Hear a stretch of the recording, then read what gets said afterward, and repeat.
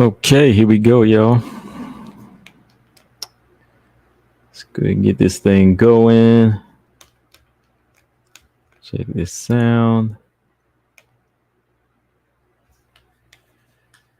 Let's see.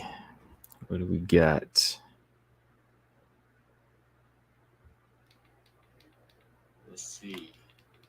All right, there we go. All right, y'all. I was thinking about pulling up a couple of clips from some of these fights last night while we talk. So let me open this thing up. Let's see what's going on, y'all. Good evening. Salute Marcus Bell. What's going on? Crazy weekend. A lot of good fights this weekend. I mean, we had a lot of good WMMA. So I got what I'm going to talk about right here in the comment section. It came out weird when I typed it, so that's what I start doing. There's my topics. So we're going to talk about the stoppage first for Carmouche. And then we're going to talk about these Bellator flyweight fights. UFC veterans coming in. They invading Bellator. Then, of course, Barber and oh, man, we got to talk about Barber de la Rosa, of course. And then, of course, we're going to talk about Andrade. And then I'll do open link. We'll see if my man BJ come through. After I spend about 30 minutes talking or so. Because I got to know, man, what happened? What happened with Montana, right? Ravioli says sad weekend for Bellator. I mean, it wasn't the best. It was good, though. I mean,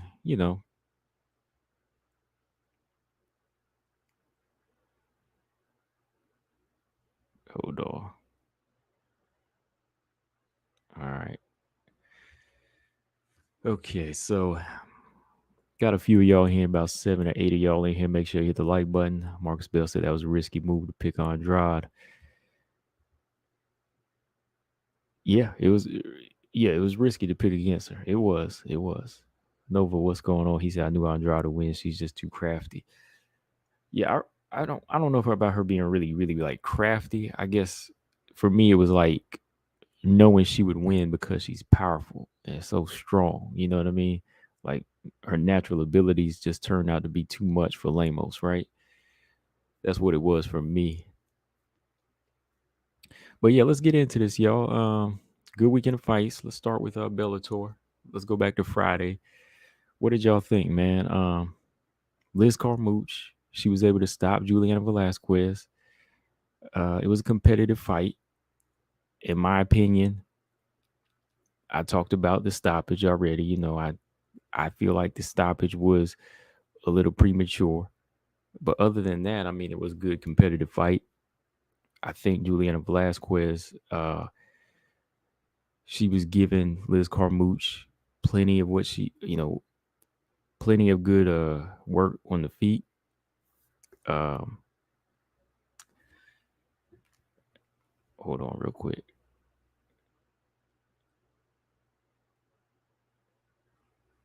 One second, y'all.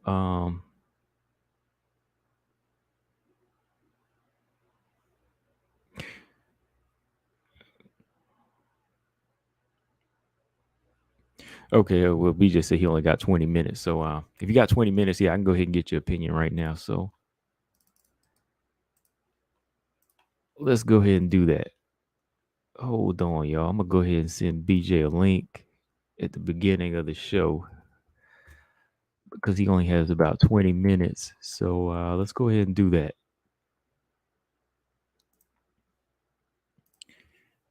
We can go ahead and do that right now before I really, get into some discussion here. All right. Hang on. Where are we at? There it is. Okay.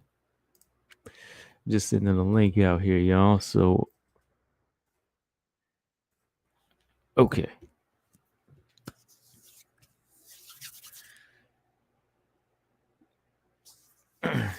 Yeah, BJ got like 20 minutes, so we'll go ahead and get in his opinion now.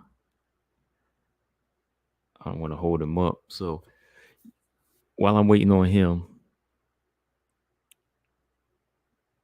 yeah, back to what I was saying. Velasquez, I think that she was doing a very good job, very good job on the feet, but she was getting put in a lot of compromising positions, by Liz Carmouche, and that shows you the veteran in Liz Carmouche, right? So, all right, y'all. So I got my man BJ from No Filter MMA. He's gonna go ahead and come in now. He only got 20 minutes. BJ, what's going on, man? What's up, bro? What's up, man? I'm here to chop it up, bro. I'm ready. I got some seasoning for this crow I gotta eat, bro. What's popping? First off, I'll take the beak. I'll take the beak on the crow. I mean, you get the bigger part because you convinced me. So the blame is on you. Yeah, No, I'm you just right, messing. bro. I'm You ain't just never lied. I'm just messing, man. Look, it was all on me to pick Montana. I was riding with it too, man. But I mean, look, we're not just talking about Montana, but McFarland as well, man. Like, how you Yeah, feeling this? yeah. How how you taking this, man? McFarlane, I think the thing with McFarlane is, she was fighting a good fight. You know what I'm saying? But for one, Yeah, Justine Kish looked big, dude. Like she looked big in there. You know what I'm saying? Like yeah, she did. she looked big. But McFarlane, you know what I'm saying? The thing with McFarlane, she take too much time off. Yeah, I understand injuries and all that kind of stuff, but McFarlane is just not. She's just not active enough, man. You know what I'm saying? If she was active, she could be. We talking Justine Kish here. Nothing bad against Kish.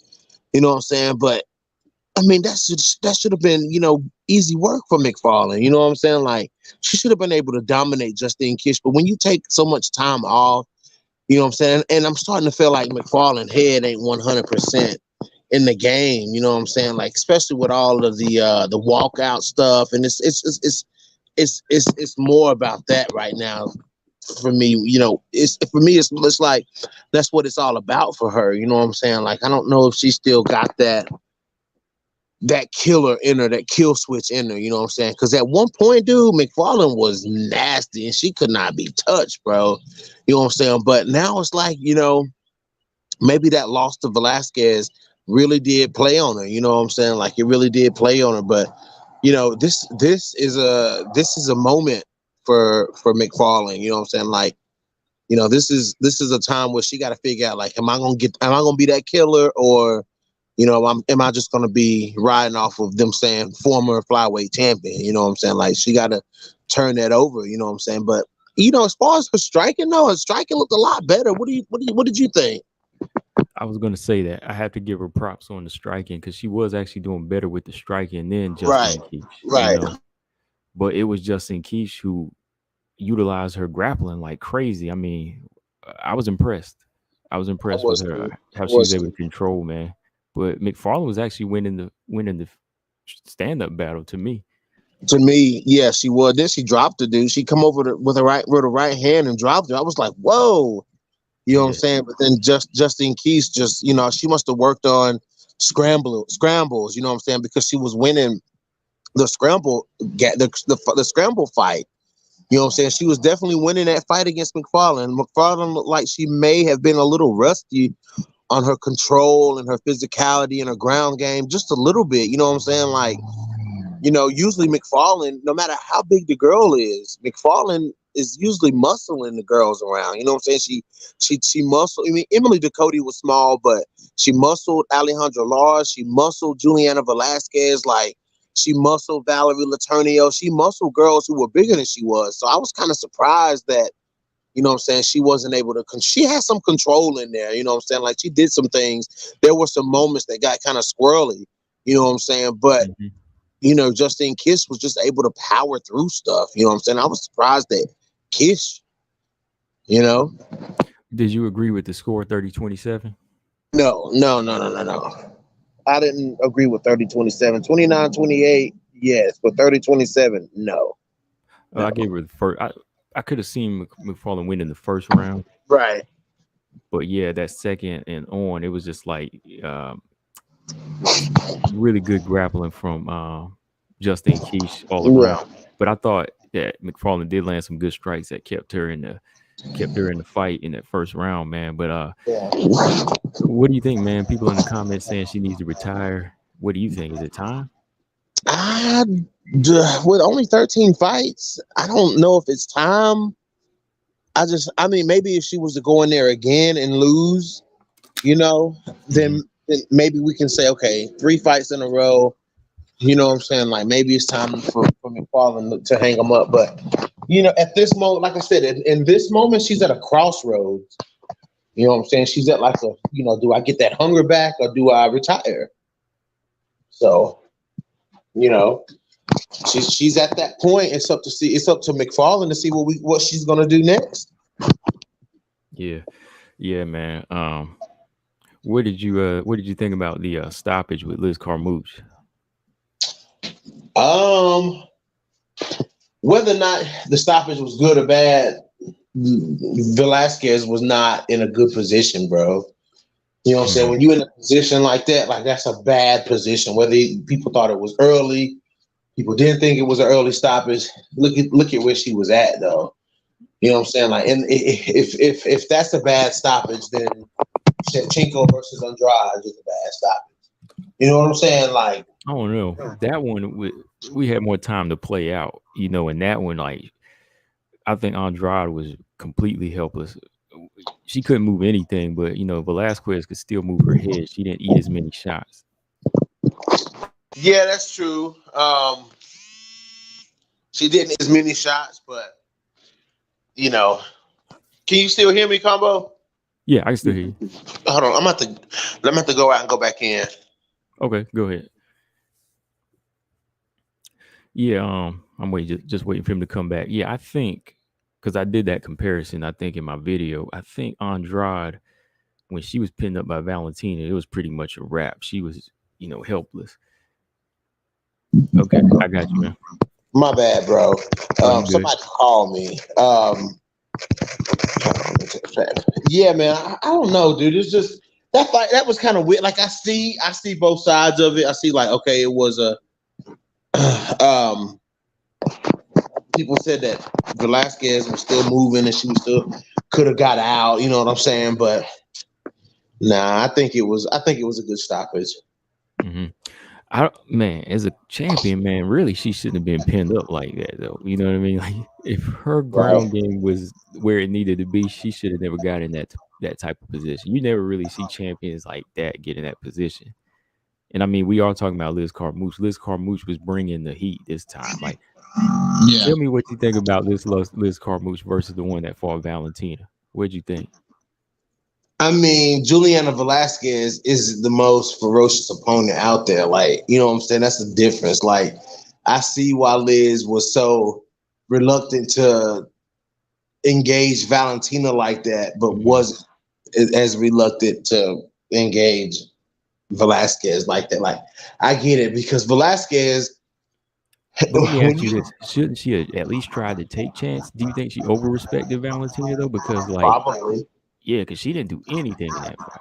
But with good reason, you know what I'm saying? When you close the distance on Valentina, there's things you have to worry about. You know what I'm saying? Yeah. There's lesser things that you have to worry about with Juliana Velasquez. Her offense is not as high rate as Valentina's or as lethal as Valentina's. So it's kind of pick your poison. You know, yeah, there's some threat coming from Velasquez, but you know, she's probably like a 5 or 6 on the threat meter versus Valentina 7 or 8. You know what I'm saying? When you rush in, maybe even a 9 on Valentina when you rush in. You know what I'm saying? So it's like you gotta be careful. You know, different fighter, different fight. Yep. That's why I asked that. Yeah. Go ahead and address the elephant in the room, bro. Go ahead and address it. Okay. Let's talk. Let's talk Macy Barber, Montana De La Rosa, BJ. The floor is yours, man. What do you think happened, man? Let me just ask you that. Like, what was your reaction to like the first round, though? My reaction was that Macy showed that Montana's clinch work is not. She showed us a few things about Montana. Her clinch work is not that good. Okay, her clinch work is not that good. And either Macy Barber got strong, which is that physically that's what it looks like. Her body, the way her body looks is telling us that she's gotten stronger. Or that Montana isn't as strong as what we thought she was. You know what I'm saying? I thought Montana was, Montana gets defeated mentally in a fight. You know what I'm saying? Which is that's not a good thing. You know what I'm saying? Like, I've saw glimpses of that, you know what I'm saying? But I thought maybe it was just a situational thing. But in no way, shape, or form should Macy Barber have been reversing positions on the ground and, you know what I'm saying, not even getting to step 2 of trying to submit Montana, or, you know what I'm saying, like, Montana should have broken away from that clinch. You know what I'm saying? Like, after the first round, when you seen that you lost that clinch battle, don't continue to, Montana's got so many different ways of, like, okay, let's use Jillian Robertson for example. If that were a Jillian Robertson fight, if that were Jillian Robertson and Macy Barber in the clinch like that, I would have said, okay, well, Jillian Robertson just couldn't get the fight to the ground like she wanted to. You know what I'm saying? But Montana being a wrestler, though, you know what I'm saying? Like, she had so many different ways that she could have set up a takedown instead of trying to clinch and work toward the ground. You know what I'm saying? If she could have broke away from that clinch, she had so many opportunities to break away from the clinch and set up the takedown. You know what I'm saying? Like, strike your way into a takedown. You know what I'm saying? She didn't do it. It just, I don't know, man. I don't know what was going on with her in this fight. She just didn't. She seemed confident going in, but it's just like she can't. Like, it's like when she gets, Montana folds under that pressure. It's like when she gets to those fights, these pivotal fights. You throw her somebody like Ariane Lipsky, you throw her somebody unranked, she'll beat them. You know what I'm saying? Because she knows that she should beat them. I feel like with Montana, if there's any question in her head, can you hear me? Yeah, I was saying thank you, because that's the argument I was making to you before about her, man. What was that? That when she gets in there with somebody like Lipsky, like, for some reason her confidence is like through the roof. You know what I mean? Like, yeah, that's what I'm saying. Like, her confidence when she knows that this is someone she's supposed to be. You know what I'm saying? Like, her confidence is through the roof. But when it's somebody that, okay, this is a challenge. You know what I'm saying? Like, if I don't turn this up, I could lose this fight. You know what I'm saying? Like, if I don't go in there and fight, like when the lights are bright and the pressure is heavy on Montana, she folds. You know what I'm saying? And yeah. Like I said, like you say, Combo, it's more than just what you can do when you get in a cage. It's the mental part of it. It's about how much you believe in yourself and how much you think and how much you know what I'm saying, that you can go in here and win this fight. You know what I'm saying? So, Montana, I can, like I said, guys, when Jillian Robertson lost to Aldridge, I can preach till I'm blue in the face about what they should do and what they're capable of. You know what I'm saying? But what they actually do when they get in there, dude, that's up to the fighter. You know what I'm saying? It's not only for me is it, if she would have beat Macy Barber, not only would it have been a win for me, it would have been a win for Montana De La Rosa. You know what I'm saying? Like, it would have been, it would have been a win for her. It would have been more for her to establish herself. Oh, I just beat Macy Barber. Like, she can say that. You know what I'm saying? She could have said, oh, well, I beat Macy Barber, this and that. Like, give me, I'm number 14 now. Fight, give me a fight. But Montana, something's not right, dude. Like, something is not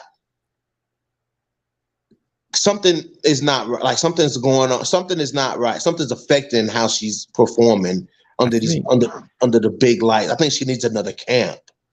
I think she's training with Lauren Murphy, and like, she don't need like, something's not right there. Like, who is Lauren Murphy to train with? Yeah, you know what it is. I think, like, the one thing I can pinpoint the difference, like, a lot of people went with Barber, is because Barber, even though we said she lacked some tools, she never doubts herself. Right. And you brought that up about Montana. Sometimes she be in there doubting herself, like, Macy's never doubted herself. Even against Roxanne, she's never doubted herself. Alexa Grasso never doubted herself. So I think that's where the problem is with Montana. Like I could see it in her face, like in this picture I put up in the first round. I was like why is she not committed to like creating space? It's like she's letting Macy take over. Like Macy was like working every minute. Like, did you see that one point around where she like buckled her with like a combination? Yeah. And I'm And that's like, yo, where, like Montana, what are you doing? Like, yeah, break that's space. You know what I'm saying? Like where is the perfect example combo? Where is the Montana that was in there with Viviane Aderujo? She had so much confidence in that fight.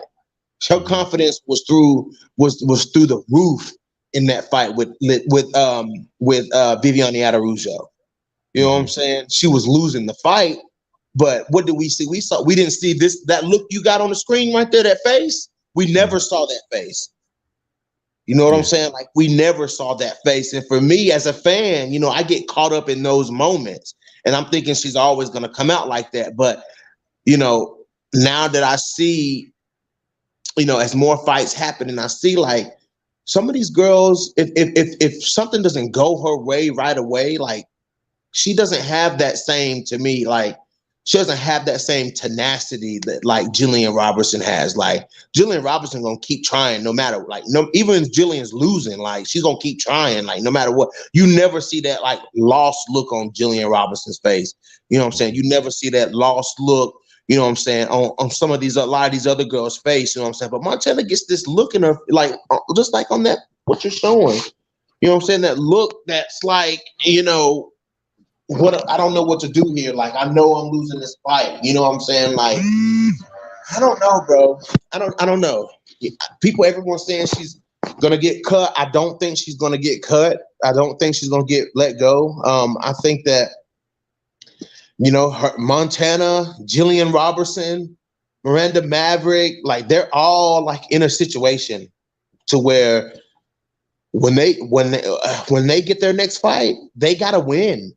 You know what I'm saying? Like, you know, this win-loss thing, like these people are getting cut for that. You know what I'm saying? These fighters are being cut for that. So, you know, it's time to step it up. Like if you're not, and I see what a lot of people say, you know what I'm saying? Like, I see why Casey O'Neill was able to come in and do what she did, and why Manon Fiorito and Erin Blanchfield, because these other girls are not stepping it up to the plate, bro. Montana's not stepping it up. Jillian Robertson's not stepping it up.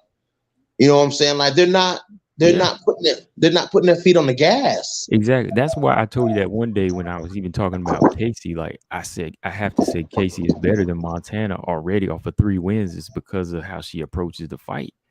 You know, she approaches the fight like you're not getting this. You're not taking this from me. You know what I mean? Like Right. Montana is still questioning herself. Like you can't question yourself. Like when you're in there, you just gotta let it flow. You just gotta let it flow. And I think she doesn't let it flow. Like this fight, nothing flowed for her. Like maybe she was letting it flow. Hold on for a minute. Let's see. Crowd OK said you guys are refusing to give Macy her credit. I want to know where I didn't give her credit. No, we're giving Macy her credit. Like I said Macy has gotten stronger. Macy's game plan was right. Like the one thing that we can't give Macy credit for her confidence, bro, because it's always been there. Mm-hmm. Her confidence has always been a thing. Combo Breaker 99 just said that. Like her confidence is different than a lot of these girls. Like Macy went into this fight knowing she was gonna beat Montana. Mm-hmm. Right. You know what I'm saying? Like Montana didn't go into this fight knowing she would beat Macy Barber. Macy Barber stuck to the game plan and she did what she had to do to win the fight. No, it wasn't the prettiest fight. No, there wasn't a whole lot of damage, but she won the fight. Right. And I mean, we can only give so much credit to a number 13 fighter that's 23 years old that still is growing herself. Right. I can only give Macy that much credit. Right. I'm giving her all the credit that she has improved. Like she's stronger, she's disciplined now as much as she can be against Montana, who's still unranked. I mean, I'll change my tone if she go back in there and beat like Jennifer Meyer or something, right? Or, make easy work with somebody like Andrea Lee. Then we'll talk. But I mean, other than that, I mean, what credit do you want? I'm not bowing down to nobody. I don't think neither one of them was going to get a whole lot of hype by winning. No, it wasn't. It's just a stay afloat fight. I mean, Right, Montana will get more credit because she'll be ranked. right. But like Barber, she's just staying afloat for this fight. Like she just coming off of a questionable win over Miranda, and before that, a loss to Alexa Grasso. So she's just really at 23 finding out who she is. You know? Ulysses said, I remember when Alima said she would beat Valentina 100%. You gotta look Oh, at the Alima lady that was talking, who was saying that at that time, though. You know, I mean, the Alima lady that was saying that was the Alima lady who was fighting twice a year. You know what I'm saying? We're looking at an Alima lady who's barely fighting one time a year. You know what I'm saying? Like, we'll be lucky to get a fight. You know, I know we won't get another fight 2022 from Alima lady. I just don't. no, I I don't don't think see it so. happening. I don't think so. Yeah, but dude, kudos. You know, my final thoughts on Montana. You know what I'm saying? Like Montana, at this point, you know what I'm saying? Like, I can't defend Montana at this point. You know what I'm saying? Like, I can't say, you know, she's this, and this, because if she would have won this fight, I'd have been on the top of the mountain screaming. You know what I'm saying? If she'd have won in this fight and looked confident, put all her skills, her skill set on display, if we'd have seen some striking, some success in the striking, you know, a blast, double leg, find another way to take Macy Barber down. You know what I'm saying? This wasn't working. Find another way to take Macy Barber down. You know what I'm saying? Like, you know, make the adjustments. Fight IQ. Fight IQ and confidence are the only two things that Montana needs to be working on right now. You know what I'm saying? All right, now, BJ, you know what I got to bring up before I forget. I know you tried to call me out the other day with Curtis Blades about having the best hands. Yeah. Right? Now, okay, now listen. I never said you have to have the greatest hands as a wrestler, but if you have if you have the basic fundamentals of striking now, Montana wouldn't have been backing straight into the fence. She would have known what her opponent was going to do. That's why I say Right. it's important to at least have a B level of striking, even as a wrestler. You ain't got to be the greatest, but you got to be good.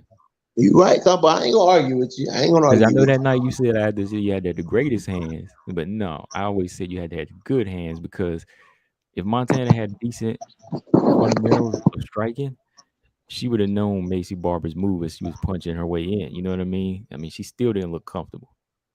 So you. Right. that was a big part to her. I think downfall, man. Like it was just a big part of it. Montana just got it. She's just gonna have to go back. She needs to go. She needs to train with some killers. Like Montana need to maybe. I mean, you know, I get she got a daughter, like, you know, she got things to do, but Montana need to pack it up and go to Tiger Muay Thai, or, you know what I'm saying? Like, I'm being real, Yeah, bro. Like, definitely. look at what it did. Look at what it did to Casey O'Neill. Look at Casey O'Neill's footwork in the fight with Roxy. It was much better. Her striking was much better. You know what I'm saying? Like, maybe that's the type of move that Montana need to make. Pack it up, go to Tiger. Either that, or Montana needs to go to 135 pounds, I think. You know what it is? I always think this about some fighters. Like somebody like Montana needs to get with like Loma Labuni. You know what I mean? They could vibe off each other, because Loma needs to increase her ground game and she needs to increase her stand up, so they could like learn from each other. Right. It's like a Yeah. give and take thing. I think when you have two similar fighters, you can't really learn anything from that person. You have to kind of get what you need from this person, and they'll give what they have to you. You know, I always think that like you see, Zhang Wei Li has to go to Henry Cejudo to improve. I mean, people in her camp, they're gaining from her. So it's like she needs to get with somebody that can really improve her stand up, where she can improve their wrestling. Yeah, dude. Like, I mean, it's just you know, footwork, fight IQ, like all of that stuff. Like, if Montana had been on her bike, moving laterally, you know what I'm saying, bouncing around the octagon, Macy wouldn't have had a chance to do that. You know what I'm saying? Yeah. She wouldn't have had a chance to pin her against the cage like that. Like Montana being stationary, trying to counter punch, it's not working. Like, it's not working. It's not working. Like, she needs to, like, Montana needs to strip about 75% of what she does away. And she needs to be built back up by somebody who can coach her and can make use of her, you know, have Montana fight to her frame. Like she has a long, tall frame. She needs to fight to that frame. She needs to utilize what she got, man, instead of I don't know what she's doing. I don't know. Like this ain't the Montana that what I saw last night. That's not the De La Rosa that I'm a fan of. That's not the De La Rosa. That's not the De La Rosa that I say is a very dangerous fighter. That's not the fighter, bro. Like that's not who we saw. You know what I'm saying? Like I don't know who that was in there, but once again, kudos to Macy Barber. But another person that I want to give kudos to is Arlene Blencowe. You know what I'm saying? Arlene Blencowe, man. I mean, Arlene Blencowe showed us that, you know what I'm saying? Like, yeah, I got knocked out in the first. I mean, I got hurt and damaged and submitted in the first fight, but this time I'm here to fight. You know what I'm saying? And that's what she was there to fight, man. And she had her moments in that fight. Like, what was your thoughts about that fight, bro? I was a little I was waiting for that moment because at first I was like, is Chris trying to play with her food here? Because she was kind of taking the back foot a little bit and letting Arlene come in. So I was like, is Arlene like gonna land that big shot here? Because there was so many openings, but I kept thinking like Arlene's gonna have to do a little bit more. And then Chris would come on strong to win a round. Like Chris was winning every round, but it was like the danger factor there because Blencowe was still game, even through the blood, she was still game. That's why I was just kind of like waiting on that moment. I was like, is that moment going to happen where she catches it? Because like I was like, most of my picks are losing tonight. So I was like, maybe like Blencowe's going to come out of left field and land this big shot. I mean, she was in it for the long haul though, man. I mean, I never seen her. Did she drop Cyborg? Did she? There was a point. It was kind of off balance. I can't remember if it was like a drop. I think she like slid back. I got to go back and look because I remember what you were talking about, but I can't remember if it was like a full on knockdown. I don't think it was. Like, do you think it was? I think a punch was landed. I do think a punch was landed. Like, and it was one of the hard punches, one of Blencowe's hard punches that was landed. Yeah. And she went down. Like she went down. I don't know if it was off balance. I know there was one time where she did stumble, but that other time I think she might have dropped her, bro. She might have dropped her. But I think Arlene, at that point, I don't think at this point with Arlene, I don't think that there was much more she really could have done. You know what I'm saying? But from what she did do, you know what I'm saying? I thought she looked good, man. She was hyped. She was screaming at Cyborg before every round. You know what I'm saying? Like she was going at it. She was going full at it. You know what I'm saying? Like, and she was landing good shots in there, bro. Like she was landing good shots in that fight. She was in it. She got dropped one time. She got back up. You know what I'm saying? But she didn't let herself get in any, super bad positions on the ground like last time. I mean, Arlene, she was in there, man. She was in there. That was a banger for sure. Oh yeah, Brian said he didn't see that beautiful jab from Montana either. No, I didn't see none of it. I did not see anything from Montana that I was, which is what I was looking forward to. I didn't see her pumping the jab, keeping the distance. And she talked about doing just that. She talked about pumping the jab. She talked about keeping the distance. She talked about all of that. And she did none of it. You know what I'm saying? She did absolutely none of it. And then when the fight, she got the fight to the ground. I get it. You know what I'm saying? She had some control, a lot of control in round 2, but she didn't do anything with it.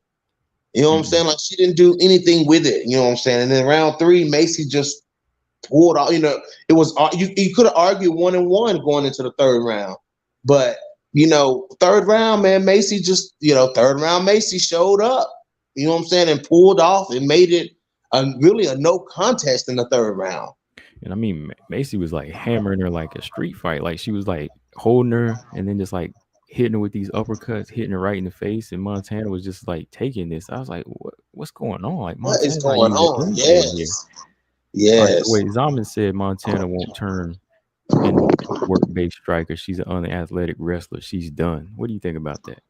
we're not asking Montana to turn into a footwork based fighter, but if she can use, like Combo said, at least some B-level fundamentals, you know what I'm saying, to not put herself in bad positions. You know what I'm saying? Like, you know, like Montana gonna have to do something, you know, so maybe a fight with Miranda Maverick, you know what I'm saying? Like Miranda Maverick versus Montana, you know what I'm saying? Like, see what happens.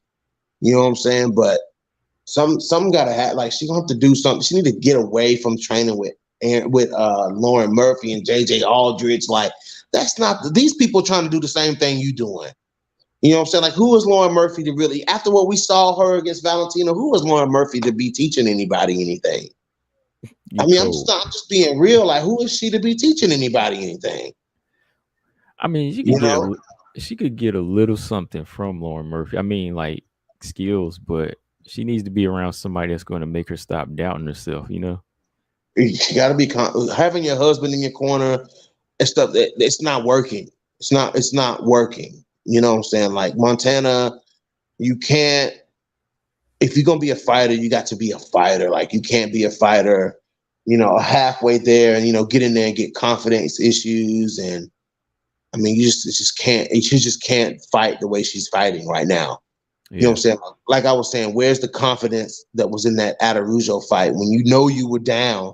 You know what I'm saying? You knew you were down and you bit down on your mouthpiece and start slugging. You know what I'm saying? Like, where was that at? Like, where was that gritty? You know, you have gritty Montana. Gritty Montana is the Montana that fought Viviane Araujo. You know what I'm saying? Questioning Montana is the Maida Bueno Silva Montana, and now the Macy Barber Montana, like the Nico Montano Montana on tough. Like, these Montanas, that version of Montana breaks, second guesses herself, and doesn't fight confident. Like, those are her. That'll be what gets her cut from the UFC. Mm-hmm. Instead of her being what she's capable of being, that Misha Tate, Juliana Pena style of fighter, you know what I'm saying? And she's not executing that. Like, I mean, no matter what Montana thinks she is, that's the type of fighter she is. You know what I'm saying? She's that type of fighter. You know what I'm saying? And, you know, and she needs to embrace, I think she needs to just embrace the type of fighter that she is. Mm-hmm. And you know what I'm saying? And just be like, I'm going to do this and I'm going to beat you. I'm going to rag. There's no way in hell that she should have been out grappled by Macy Barber. Like, that's just ridiculous. Like, I don't even think that if Robertson had got Macy Barber down, that Macy would have, I think Jillian would have dominated Macy Barber on the ground. But Montana should have easily dominated Macy Barber. Like, I mean, I just don't understand. I don't understand. But man, that's why the other night I had to kind of question the dog in her. You remember I said Macy had more dog than Montana. No, you might be right, dude. You might be right. But with that question, well, let me flip the question now. What do you think now? Like, who do you think has more dog, Jillian or Montana? Jillian Robertson. Yeah. Because we've never seen Jillian. I've never seen Jillian second guess herself, ever.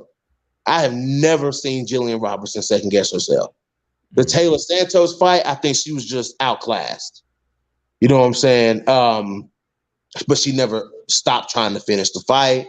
You know what I'm saying? None of that ever happened. You know, in the Macy Barber fight, she never questioned herself. She never second guessed herself. Even in the Macy Barber fight, she went full at Macy Barber. You know what I'm saying? Like, it is what, and she paid the price for it. The other loss, Maida Bueno Silva, she was beating the hell out of Bueno Silva before she got submitted. You know what I'm saying? I mean, like, we never see Jillian question. Jillian definitely has more dog than Montana. I always thought that Montana was an edgier fighter than Jillian Robertson just because she had more tools. But the answer is no, dude. The answer is Jillian Robertson. Like, you know, that wouldn't have happened to Jillian Robertson, I don't think. Yeah, okay. Corral said Robertson's better at submitting. Yeah, I would say so, yeah. Jillian Robertson's submission game is better than Montana's. Mm-hmm. I think so, because with Jillian Robertson, like, when she's got you in that position, all you really need is like one mistake. If Jillian finds one opening, or if, even like Casey O'Neill, you know, they find one opening, they going for it. Like, Montana had openings for all different type of stuff, man, and she just was not taking it. I don't know, dude. I don't know what was going on there. Yeah, okay, Corral. You didn't know that? He said Macy smashed Robertson already. Yeah, man. Come on, Yeah, now. we knew that. She stopped her, man. She stopped Julian Robinson. Yeah. Yeah. I keep. Yeah. Oh yeah. Yeah. So yeah. I just think it's a change of scenery for Montana. That's very important. You see, Sam Hughes had to change her camp. To Yeah. get things rolling. She Yeah, just told the Sam looked truth. good in her last fight. I liked Yeah. it. She told the truth. She said, "Hey, things weren't working out. I guess there was a toxic environment." She said with the trainer, and she was like, "I got to go on." She moved to Texas, and it's changing for her. But real quick, going back to Arlene Blencowe. Yeah, my thoughts. I like Arlene Blencowe, man. No, not many people can say they did what stood in there with Chris on the second go round. Do you think Kat can stand up to Chris like that? Because I don't know, man. Arlene just showed I how don't tough she know, was. bro. Like, I think Arlene might be the Caitlyn Chikagan of this division. I think she beats everybody now. I don't know, man. Yeah, Kat. I just don't see Kat ever engaging in a striking fight like that. Like, I just don't think it would be the same type of fight. I don't. Arlene Blencowe, she presents one punch knockout power. She presents heavy strikes, fast strikes.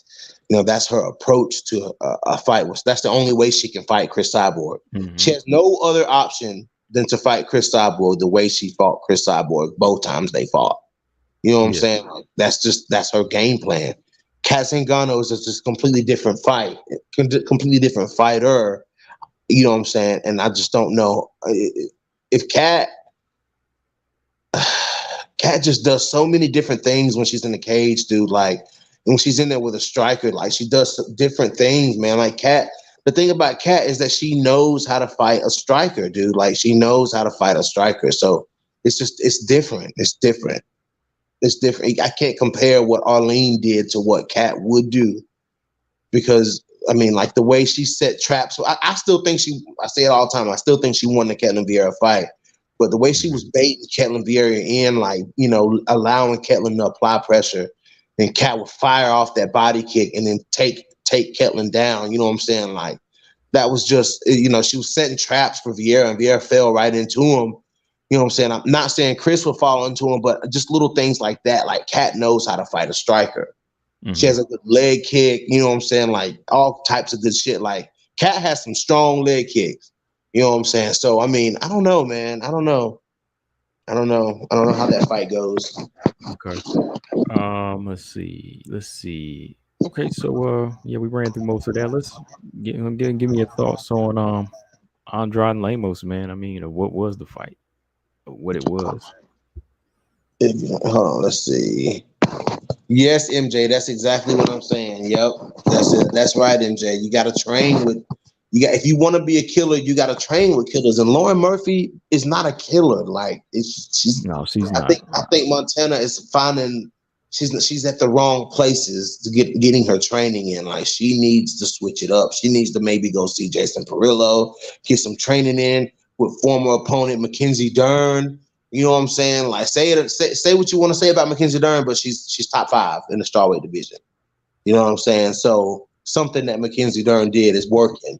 So, she needs to go get some training in with Luke Rockhold and Mackenzie Dern and Tito Vera and, Jason Perillo and all those guys that BJ Penn, all those guys that go up there and work with Perillo. You know what I'm saying? Like, who else is working with Jason Perillo? Or go with Trevor Whitman. Go get some Justin Gaethje training in, some Kamaru Usman training, some Rose Namajunas training. Yeah. Like, go get some of that kind of training. You know what I'm saying? Like, that's what she go get. I mean, you done fought Macy. Now, hell, go train at Alpha Male. You know what I'm saying? Go see what's going on at Alpha. There's something, but she needs to get the hell away from where she's at. Yeah. But what was you saying about Andrade and Lemos. Man, Amanda Lemos was wearing Andrade out with that leg kick, boy. That leg kick was something. She was wearing Andrade out with that leg kick, bro. man. Like, I couldn't believe it. I couldn't believe that Andrade. But dude, but how patient is Jessica Andrade though? oh, she's patient. I loved it. I love that patience. Like, she didn't rush in at any moment. She just kept her ground and just was trying to figure her out. You know what I mean? Like, she said, "Let me see what this girl has, but if it's not on that level, I'm gonna rush her." Right. You know, because if she would have rushed her from the jump, yeah, she would have got knocked out. And that I'm glad that Andrade knew that. That means she's growing. Because if this was Andrade in 2016, 2017, she would have been running in there and got knocked out. I'm gonna be real. Because even Yeah. that leg kick, like you said, that leg kick was a beast on her, man. It was Yeah, smacking that the kick leg. was hurting her, bro. I don't care how poker faced Andrade is. That leg kick was hurting, bro. Yeah, like the That face leg was kick was poker, but her hurting, body was like, you saw her body was twisting every time she ate that kick, man. It was like bro. swirling her around. I was like, wow, that's some power on them kicks. So I Dude, knew but Lemos going into this Andrade, one had dude. the leg kicks though. Andrade though, dude, like didn't even have to. She was like, I'm not about to go in here and have this type of. I know what everybody's thinking. I know what Amanda Lemos is thinking. Like, I'm not even about to have this type of fight with you. You know what I'm saying? My fish that I gotta fry are much bigger than Amanda Lemos. You know what I'm saying? Like Andrade she's just putting herself right back into that Shark Tank, bro. Right back in there with Zhang Wei Li. Right back in there with, you know what I'm saying, Rose Namajunas. Now she's gonna be in there with maybe back in there with young J Che. Maybe, you know what I'm saying, Carla Esparza. Like, her fish are bigger to fry than Amanda Lemos. Why risk getting hurt in a fight with Lemos? Yeah. You know what I'm saying? Like, I get it. Yeah. She done, I mean, like, that's why I asked that question. Is Andrade back? She's never left. She's still here, man. And Never left. I gotta give her props for wanting to get a credible win back in the 115 just to, make people not doubt her and say, oh, she doesn't deserve a title shot. No, she came right back in, said, okay, Lemos ain't on my level. Who's next? You know what I mean? Like, who's next? Darn, whoever wants it. So pound for pound, man, she's still one of the best finishers in the game, man. What do you think about people dissing the fact that this was a main event, man? Like, what did you think about that? Well, they dissed me after the fact because, it was a quick finish by Andrade. No, before it started. What? Yeah. Oh, come on, man. Yeah. I mean, like, you go to like the UFC UFC's YouTube channel, like people calling it trash. They were calling it a trash main event. I mean, once again, no combo. You gotta look at the demographic of mixed martial arts fans, dude. It's the 18 to 35-year-old white male, bro. Yeah. I mean, nothing against white men, but that's what they want to see, bro. They want to see men fight. Yeah, that's what they want to see. They don't really think out of the box with a lot of stuff. If it's gonna be a woman fight, they want it to be Holly Holm. You know what I mean? They only want to see Holly Holm, right? Yeah, right. They only want to see Holly or Paige Van Zandt or something like that. They don't want to see Amanda Lemos and Jessica Andrade, two hard-looking real fighters fight. You know what I'm saying? Mm-hmm. That ain't what they want to see, bro. Yeah, because I addressed it yesterday. I was like, it's almost like they don't want somebody a woman fighting that they know can knock them out. That's what it is. Like, it's like y'all intimidated by Andrade. I'm like, man, shoot, I give her props all day, man. She want to go in there and put it on the line. Hey, she's putting entertainment. She is not a boring fighter. No. Same no boring fighter now. But dude, but combo, but dude, I said it to myself and to the guys I was watching fights with last night. Andrade is elite, bro. And if there was any questions as to if Andrade was still elite, because people were questioning that after she lost to Valentina, this and that. Man, Andrade choked this girl out standing up, bro. And Andrade, did she even land a punch? Like, that's my question. Like, did she even land a punch? No, she didn't. That's what I'm saying. She landed like one head kick, like to the chin, and that was it. Right. That's what I'm saying, dude. Like, did she even, like, bro, I might even, bro, we way past 20 minutes, but fuck it, bro. I Combo said, I know. But you know how we do over here, man. Say it again. I said, you know how we do over here, man. Yes, sir. Yes, sir. But dude, for her to just close the distance like that and just have that already locked up, dude, it was locked up before they backs even touched the cage, dude. It was already in, bro. Mm-hmm. That's wild. That's wild, dude. That's wild. Yeah. Cause I was like, what, dude? I was watching. I was like, what is Andrade doing? I was like, oh, what the hell? Like, that's all I can say was, what the hell? Mm-hmm. Oh man, come on, Teron. Teron, what's going on, man? You know, got respect, bro, for you, but you said I dissed the main event because I can't stand women's MMA. Hate the fact the UFC added them. Oh, come on, man. But he keeps saying that. Teron keeps saying that because he feel like he has to say that. Yeah, you ain't got to say that. I mean, be But listen, comfortable in your yeah, manhood, that's man. what he start. But that's what he started off saying. So he feel like he got to stick to that narrative. But every time you hit the live button, every time I come into this into your podcast, bro, who do we continuously keep seeing in the comment section? Teron Brown. And it's all good, Teron. Hey, you don't like him, but understand we do. He likes him, And bro. He's a look, closet. He's a closet. He hadn't came out of the closet yet. it's all good too, because I ain't never gonna get rid of him or block him. I don't want you to leave. I want you to stay, because the longer you stay, the longer you're gonna soak up game. You know, you're gonna learn something. You're gonna learn a lot. Be like, Exactly. Exactly. Mark, what's going on? He said Andrade and her team had a great game from Lemos. The submission wasn't even all she had planned. Guess Robin Henry said throw him a link. He got words for Rosa. Oh boy, hang on. Let's see here. There was something I wanted to ask you here, BJ. Somebody had brought up. Hold on. Oh yeah. MJ said she want to see Andrade versus the Rose Wei Lee.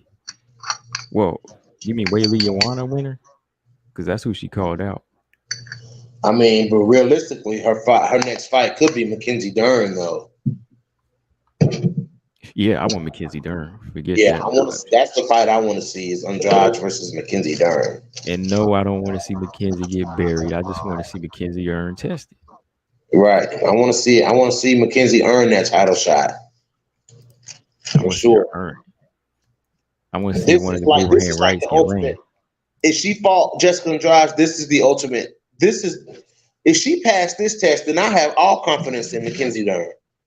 Like if she could beat Andrade, because Andrade was calling her out back in the day when she first came into 115 and whatnot. Like Andrade was like, I'll take that. Like I want that fight. You know what I'm saying? And Mackenzie was hollering after she dropped Amanda Bobby Cooper. She was hollering about this and that. Like I want to fight Andrade. Like they kind of was wanting to fight each other back in the day. So you know what I'm saying? Like for me, that's the fight to make, bro.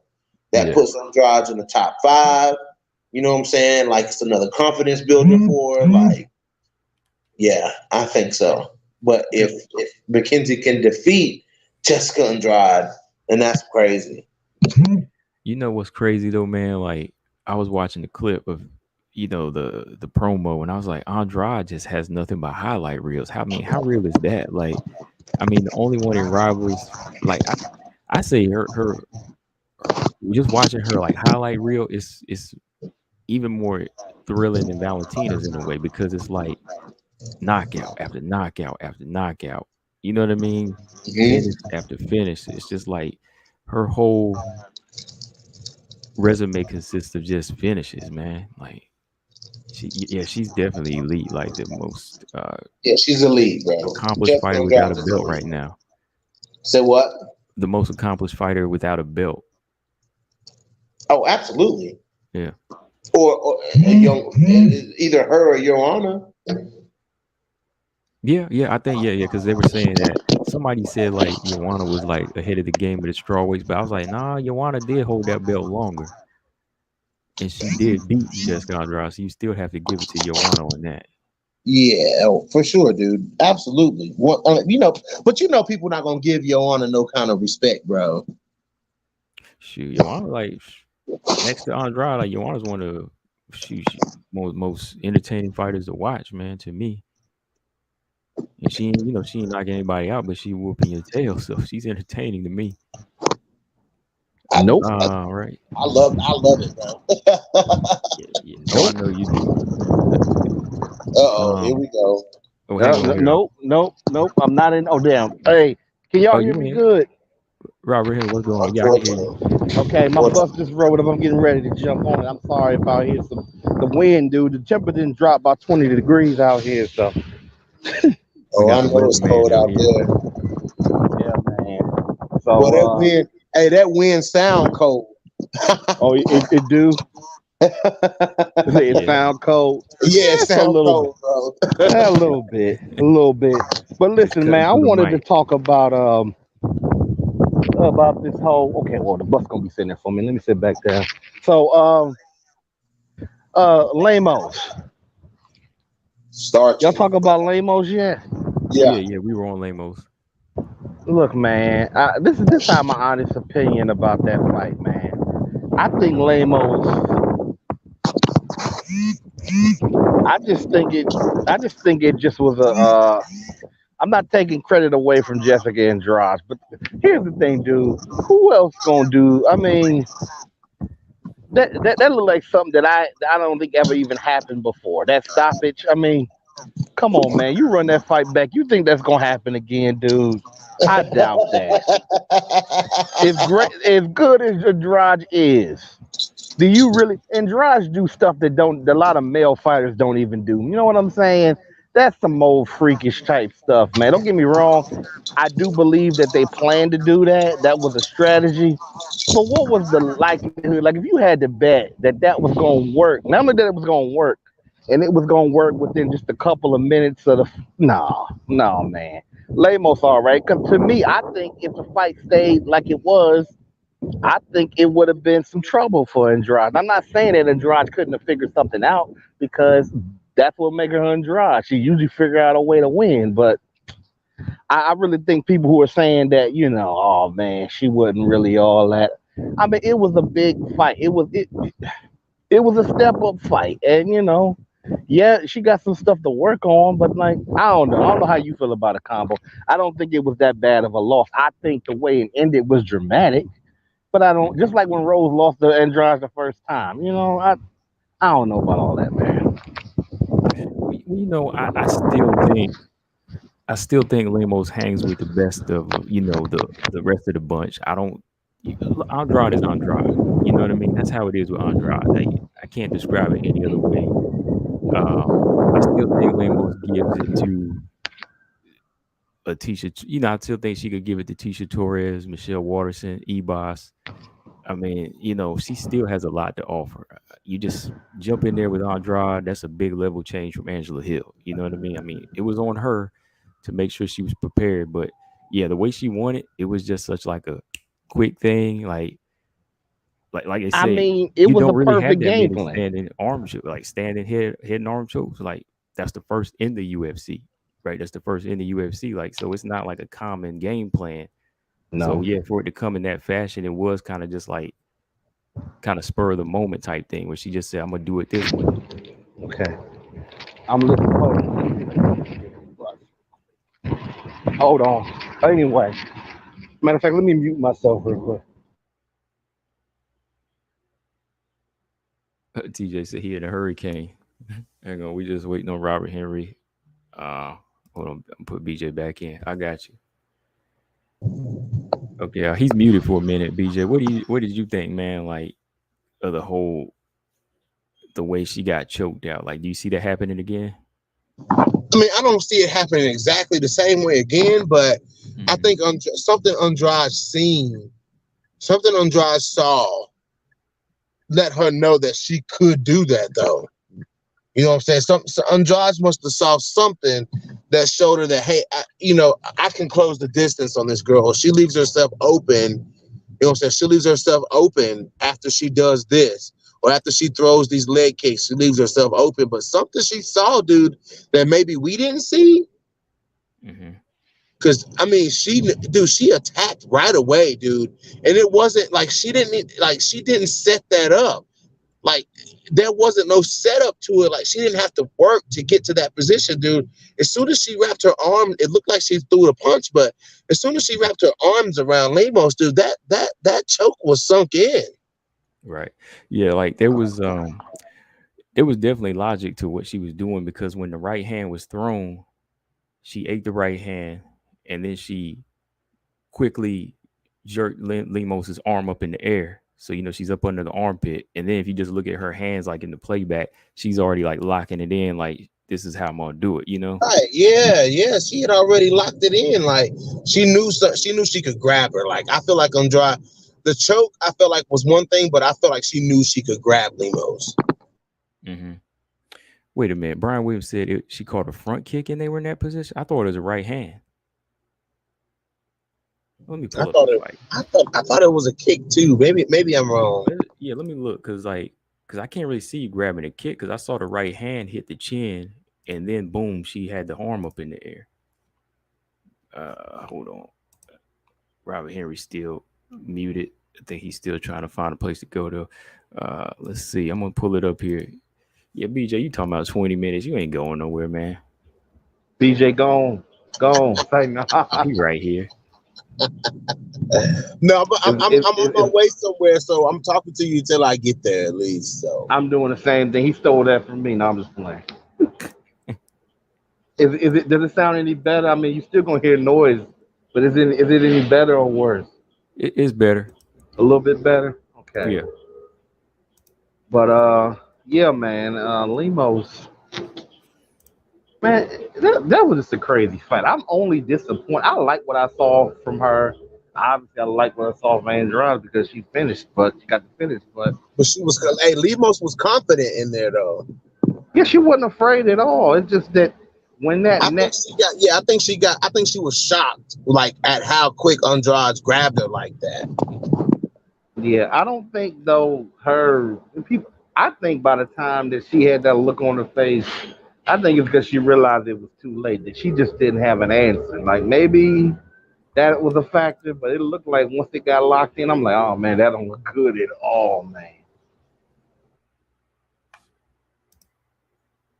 Because once it got tight, you seen Lemos start like wincing, like when that choke got real tight, when shit got real. Like you seen her face, like, oh, like she felt that choke, bro. She felt that choke.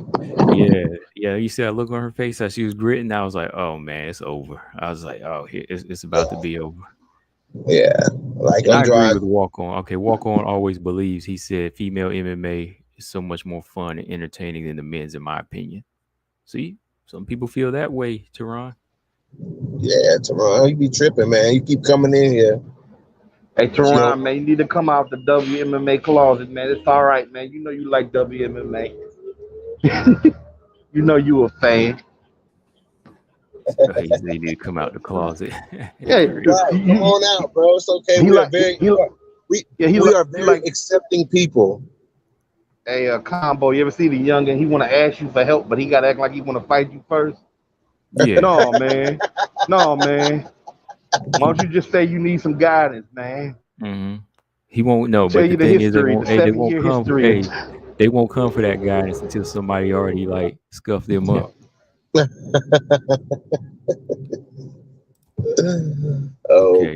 Teron said men's MMA is better.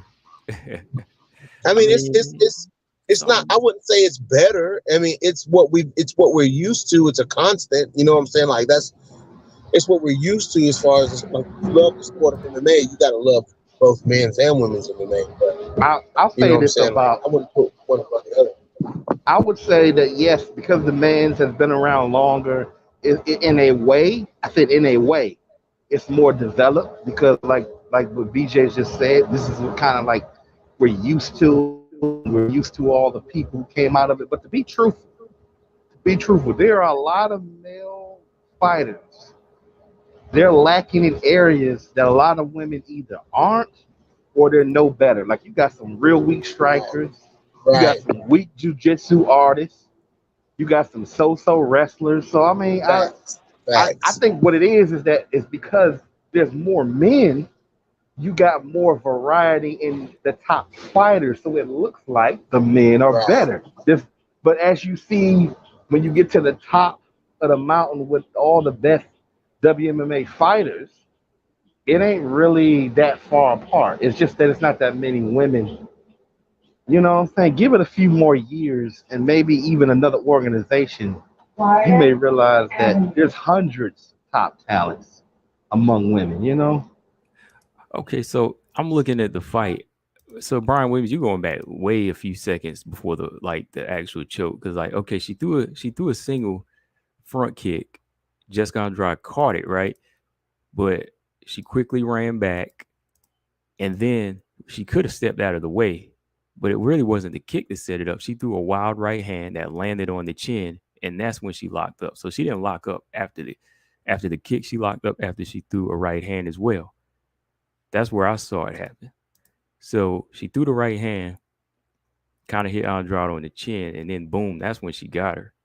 So that was kind of like the setup. When the right hand landed, that's how she grabbed it because she missed the single leg attempt because Lemos created space. So it was the right hand that was thrown second. Mm. Yeah, Yeah, I yeah, thought it that's was a how it quick happened. two. I'm I playing guess I it back was now. wrong. Okay. Anyways, though, I was just wait to see if he answered that, but you can go back to what you were saying, Robert. About what, WMMA? Yeah, Oh no, I was just saying that because it's only but so much WMMA that's out there that's either known or that's promoted. And like if you look at it now, you got these fighters like Valentina, Cyborg, and more of the Hey, can y'all still hear me? yeah. yeah, Okay. Okay, go ahead.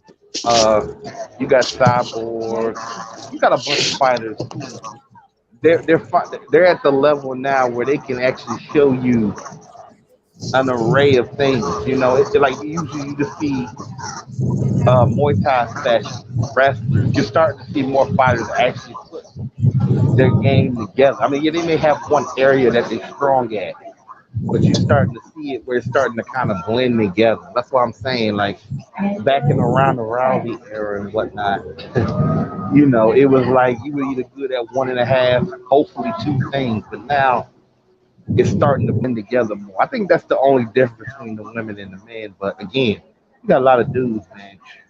They can't throw jabs, they can't wrestle. They just big and strong, you know what I'm saying? But they don't never get the criticism because they do, you know.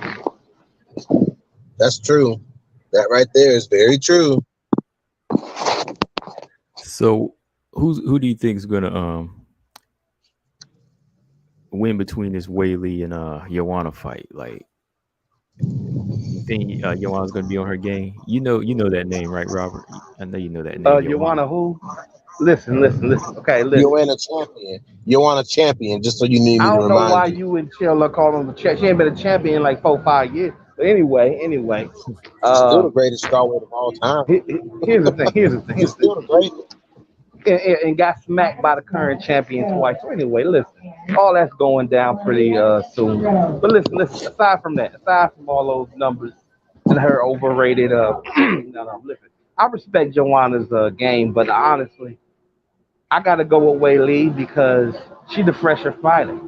I didn't say she was the better fighter in terms of, oh, I know she gonna come in here and be she's going to like come in here and just maul Joanna. What I'm saying to you is, I don't know how Joanna gonna be after that long break. So I don't have a reason to pick her. But I seen Wei Lee in 2 fights, and she did look improved in the Rose rematch. So it's hard to say combo because man, it just seemed like that fight took something away from them, man. It was a beautiful fight, but my God, they beat I the mean, hell out of each other. when you have fights like that, though, when you have fights like that, it does take away from you. I mean, look at prime example: Rory McDonald versus Robbie Lawler. Both of them lost. Both of them lost a piece of themselves after that fight. Neither one of them have been the same since they fought that fight. You know what I'm saying? Like that was a fight that changed both of those guys. You know what I'm saying? So and Joanna Whaley, that's the same type of fight. You know what I'm saying? Yeah. Maybe it took a step out of both of them because to me, Zhang Wei ain't looked the same since that fight. We ain't seen Joanna. Well, yeah, we have. We've seen Joanna since that fight. Like she's looked good. Since the Whaley fight? Didn't we see it? No, that's where she stopped at. She ain't been back since. Okay, yeah. Okay. Yeah, so she lost. I mean, we haven't seen her since that fight, but Zhang Weili we've seen since that fight, and Zhang Weili don't look like. You cut out, BJ. What were you saying? She don't look like what? She don't look like the same Andrade that finished. I mean, the same Weili that finished Andrade and went, technique for technique in there with Joanna and Jacek. So we would just have to see. I have to see how Joanna looks, but I'm still picking Joanna to win the fight because, this newfound wrestling that Zhang Weili has. I'm curious to see if she can test if maybe the time off has given a chink in Joanna's takedown defense. That stellar takedown defense. Has anything changed? Okay. Oh, yeah, just letting Mark Robinson know. He said he wanted a link, but I said, yeah, just drop your email. If you didn't get my message, just drop your email in the chat and I'll send it to you. Yeah, Donovan Jackson said true. Roy McDonald did talk about losing his killer instinct. He gave it all to try to finish Robbie Lawler, man. Rory gave everything he had to finish that fight, dude, and he could not finish it. So, I mean, I get it.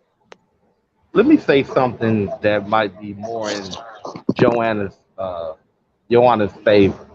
Maybe the reason she wants to fight Weili again is because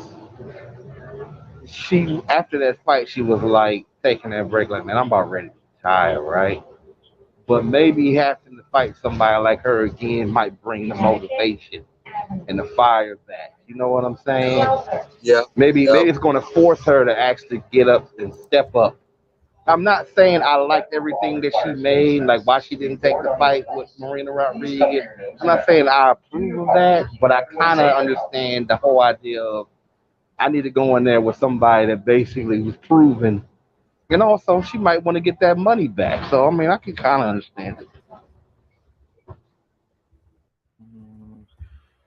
I get it. Well, listen, come on, man. I got to get off here, bro.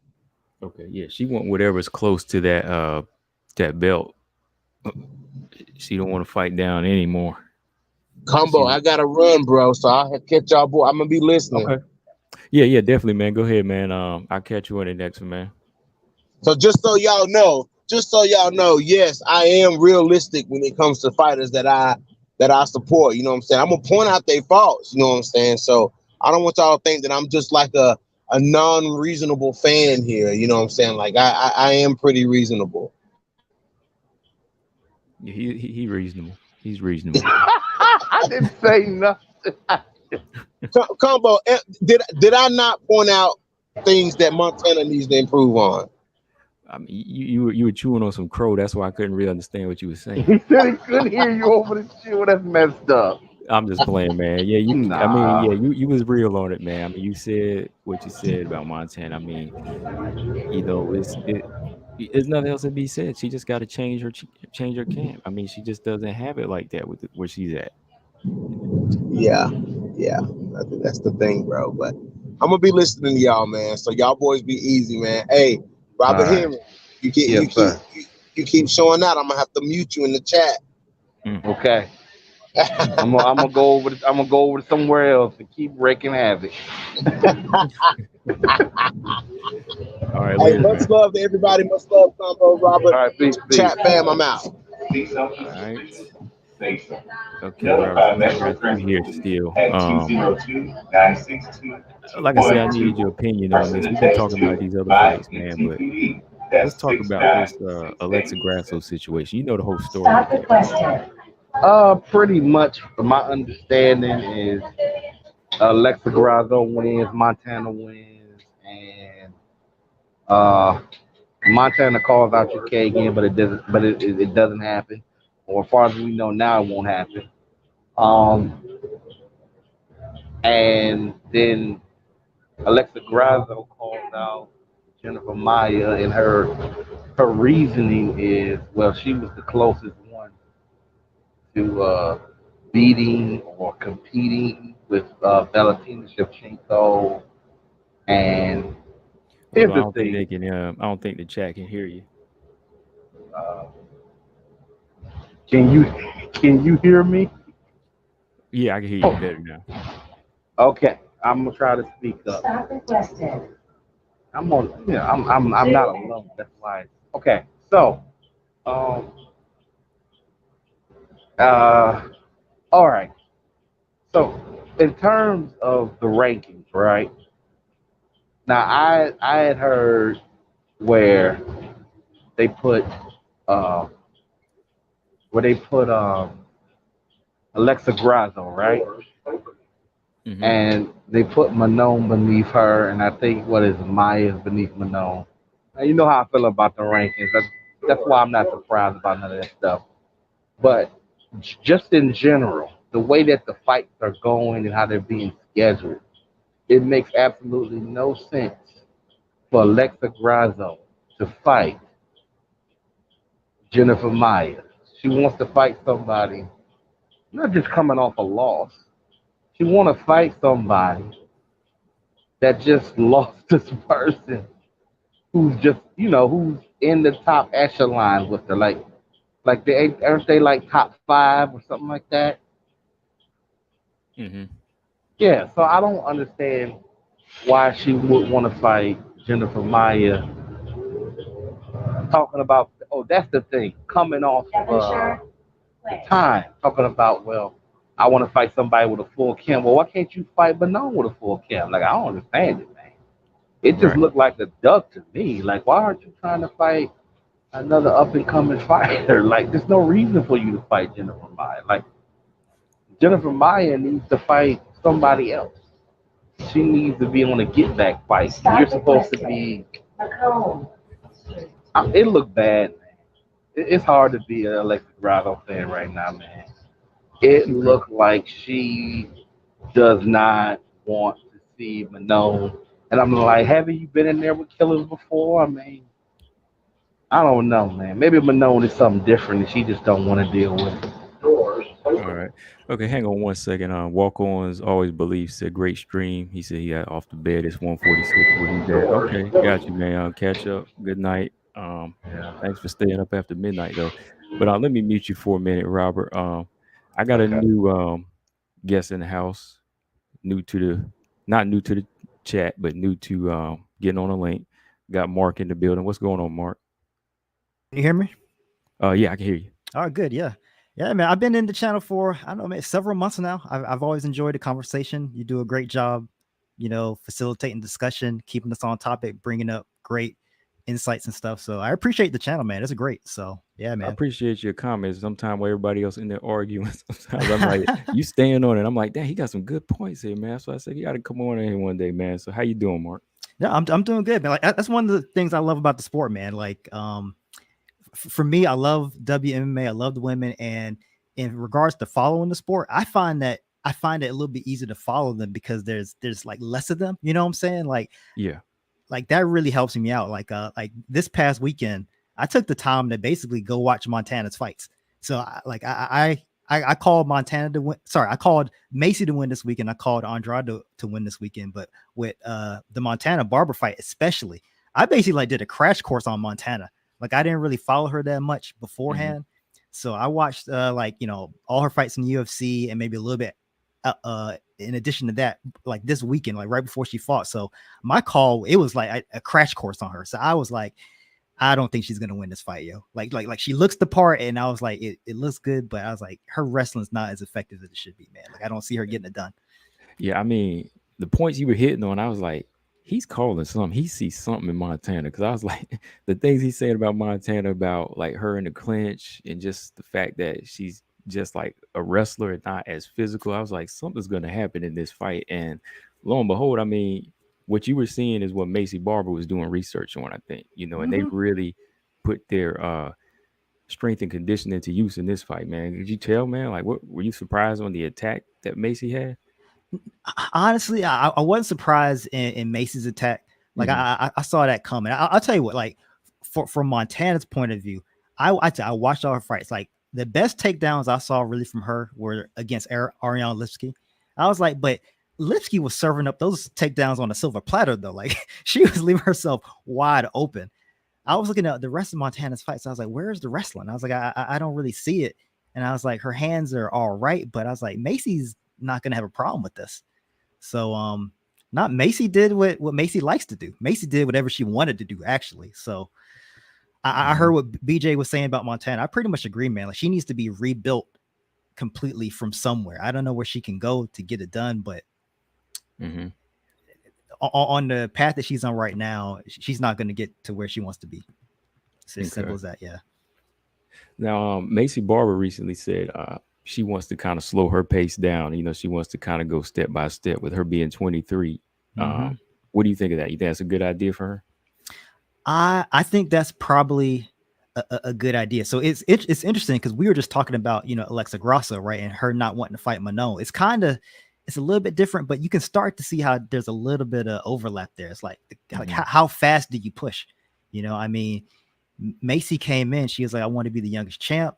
So that means you gotta fight the monsters, right? Like that's how you get there. Yeah. And now she's talking about, you know, well, since that's not going to happen, I'm going to try to, like, you know, just enjoy every step of the journey. Like, that's the language she's using now.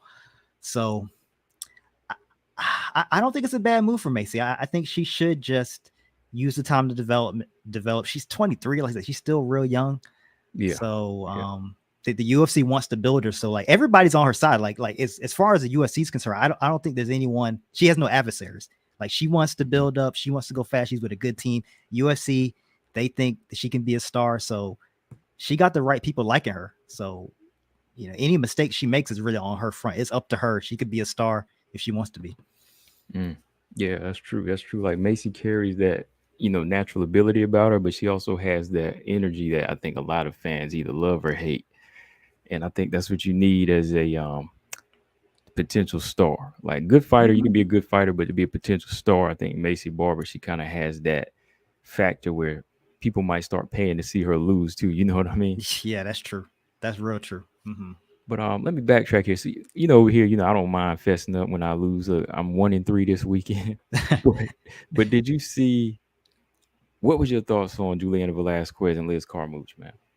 Oh yeah, I'm glad you brought this up, man. I wanted to talk about the stoppage, man. Like, so I didn't see the whole fight, but I did see the stoppage. I'll say this, man, and this is tricky. I don't know what the official UFC guidance is on stoppage. I don't know how specific they get, but I said in the chat that I think there's good arguments on both sides with the stoppage, because here's the ref. I think the decision they're making. It's basically, here's the question: are you stopping this fight based upon the damage that has been done, or are you stopping this fight based upon the damage that you're pretty sure is about to be done, right? And those are the two things. I'll give you an example.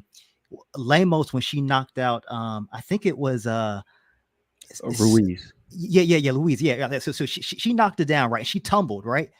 And she was fine. She was still conscious, but Lemos was about to drop a hammer fist from hell on her, right? I mean, she the way that she fell, she was in a position where she couldn't defend herself. So the ref saw what was about to happen. He was like, I can't let her get hit by this cosmic level hammer fist, and she's not able to defend herself, right?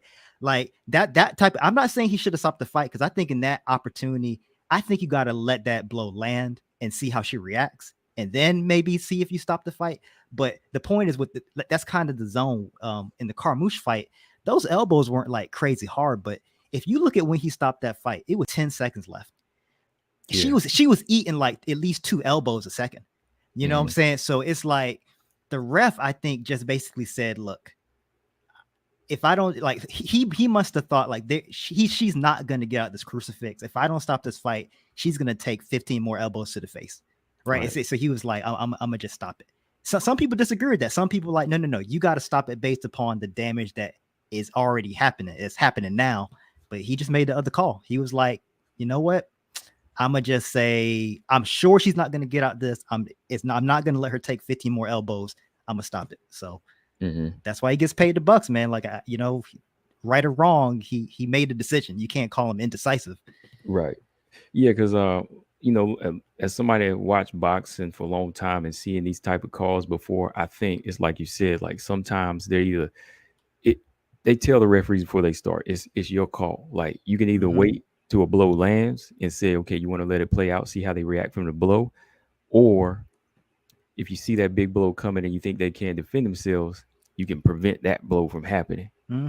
and instead of having that whole, oh man, I shouldn't have did that, so Yeah. there's that situation. So I put that picture up because it's like this one was just so questionable to me, because it's like, okay, yes, she is on this side pinned down, like with the left leg. Her Mm-hmm. right arm is pinned down with the left leg, but it's a crucifix, but the other arm is still a little up in the air because you can't really see it. And Yep. then a few of the elbows that landed kind of grazed her head, and you could still like see her. Versus like Ruiz, you can see Juliana Velasquez got it in her eyes, like, I'm trying my best. I'm trying my Right. best. Like, she's still Yeah. wide eyed. So I'm thinking from my perspective, like, in a lot of people's perspective, they thinking, okay, we need to let this play out. But yeah, I know referee, he's got front seat, he's got the best seat, Mm-hmm. so it's really on his call. So yeah, I No, mean, I'm glad you showed that picture just now, because you reminded me of something. Also, yeah, in this Carmouche fight, I mean, she couldn't get out this crucifix, but if you watch her body language, she basically just stopped trying to defend. Like if her legs were like bucking and she was like trying to get out of it, I yeah, think it would have made a little bit of a different issue. You know what I'm saying? But there was a point at the end before he stopped it where she just kind of like went flat. She was like, I'm not out, but I'm gonna just wait till the bell rings. But I don't think you can make that assumption that the ref is just gonna like, let you like go for 10 seconds. Like if she would have been like moving and stuff, like he could have something to work with. right. She ain't giving nothing to work with. So I think that's how it ended. Yeah, yeah. What do you think? Do you think she deserves a immediate rematch? I know Liz said she ain't giving it to her. right. No, so see, here's the thing. So I was kind of busy at this moment. So I didn't see the whole fight. So I got to go watch the whole fight. My understanding was that she was, like Liz Carmouche was basically losing this fight until like this moment. Is that correct? Would you agree with that? Yeah. Two judges had it 30-27. One had it 29-28. And Right. I honestly could have seen the first round go to Liz. So this fourth round, if they let it play out, I would have had it 3-0. I would have had it maybe 3-0. Well, if the fourth round played out, I would have had it 3-1 or maybe 2-2. I could have Right. seen 2-2 for sure, like, because Liz was giving her a tougher fight than I think the champion expected. But I think a lot of people did expect Liz to put up a good fight. I mean, what do you think about like this position for Juliana Velasquez? Like, do you think, I know everybody gets caught in something, but like, Mm-hmm. does this kind of show her level, like that even she needs work? Like Good. she needs some improvements. I mean, everybody needs improvements, but like, should the champion been in this position in the beginning? Right. I'm with you. Like I said, before I speak, I really try to do my research and knowledge. So like, I'm not as familiar with her work. I am familiar with her, but not as familiar with, some of the other things I've spoken of.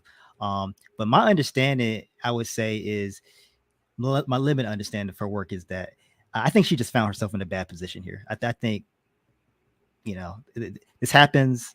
I wouldn't read too much about it. So I think she's all right.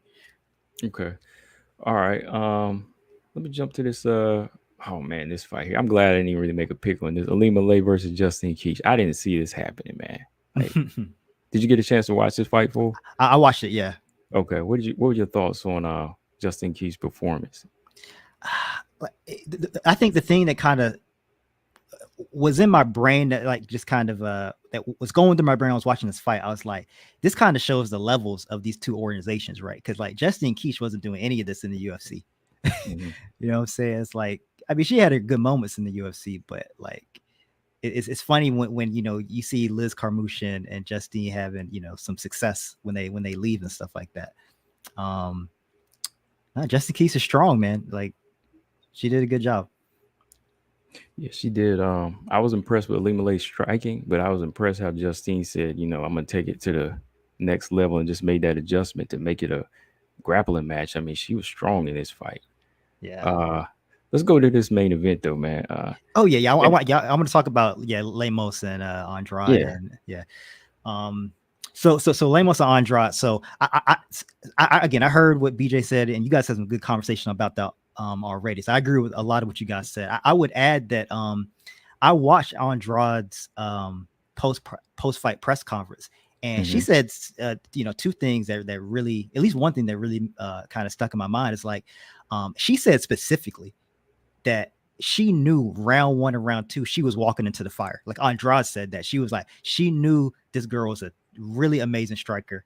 So her plan, she said, like her plan was to get her tired and then take over in the third round. That's what she said. Wow. And I was like, that's what I thought she was gonna do. That's why I picked Andrade. I picked Andrade for two specific reasons. One, I was like, I'm not sure how well Lemos takes damage. I know she can strike, but when I see her get hit, she really doesn't like it. And I was like, I don't know how much damage she can take. And then the second one was that I think Lemos' striking, I think, is much less intimidating when she's tired. When she's fresh, she is a nightmare. But if you get her tired, man, those punches start coming a little bit slower. They come less often. So like if Andrade could get her tired, I was like, Andrade has the advantage here. And so I was like, yeah. So I didn't see it going how it went. But if they honestly, like if they fought again, or I don't want to say fight again, because I think Lemos would try to come back with a different mentality. But if you could replay this fight back in an alternate universe and that submission didn't happen, I still think Andrade finds a way to win. Yeah, that's true. Like there's just so much more to Andrade. Like I used to give her a lot of flack for a lot of technique that she misses, but her natural abilities and her strength and power and her speed make up for so much of that, So I think, like you said, like if she would have let the first 2 rounds play out, she would have started putting the pressure on, and she would have found some way to get in there and get past the striking of Lemos. But the calf kicks, man. Did you see the calf kicks that Lemos had? Those leg kicks. Oh yeah, man. Those were heavy. Those were heavy. I mean, like I said, Lemos is dangerous, man. I think like Lemos and I think like Melissa Gatto, they both have whatever that thing is, man. That dominant, like every strike I throw, I'm trying to like bad intentions on these strikes. Like they have that, and a lot of fighters in those divisions don't have it. So Lemos is powerful in that regard, man. I will say, like I said, I haven't seen as much of Lemos' wrestling and her takedown defense to know how well she is in that regard. But like I said, I think if you get her tired, if you make her wrestle, you get that blood pumping in her arms and those legs, I think her striking becomes less effective. So that would be my strategy against Lemos. Like you do not like run at her in round 1 or round 2 when she's fresh. That's like, unless you're Valentina, you don't do that. I know the different divisions, of course, but like unless you got striking at that level, that's not what you do. You try to make her tired, you fatigue her, you take her down. That's the way. Okay. Combo. Oh, hang on. Oh, Robert, you still there? Got you, man. Yeah. I wanted to talk a little. What's up, Mark? What's up, man? I wanted to talk a little bit about this Juliana Velasquez and Carmouche and Carmouche fight. Okay, listen, let me come out clean because I know some people they ain't gonna like what I'm about to say, but look, this is my honest opinion. Okay, go ahead. And it's no knock toward Carmouche. Okay, I'm gonna start in reverse. I'm gonna talk about the fight, but first I'm gonna talk about that incident. Okay.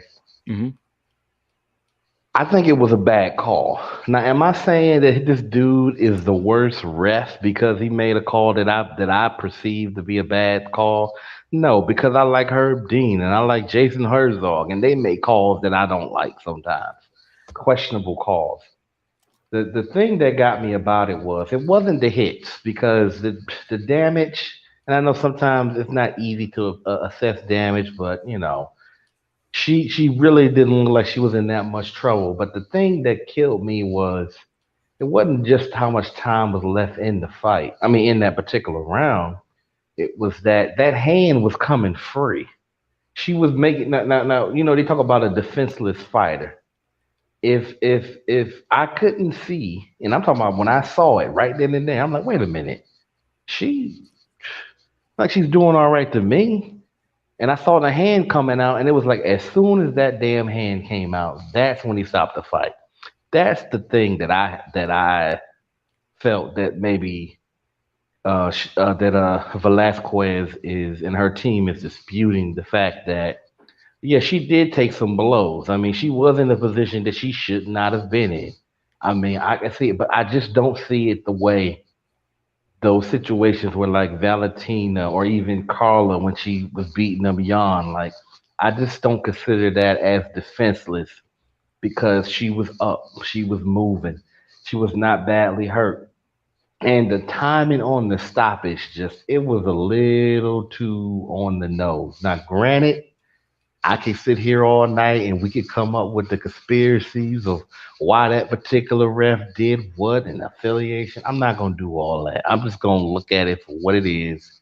And as far as I'm concerned, that was a very questionable stoppage. Now, from the standpoint of Carmouche, you damn right. If I was her, I wouldn't be trying to give a rematch either. I mean, you in there Mhm. with a dangerous striker. To her credit, Carmouche Yep. will take a fight with anybody. I give her that. Um, and you got the win. That decision is on the ref. That's not on you. But in terms of Juliana Velasquez, I would not go as far. Yeah, well, maybe a little bit.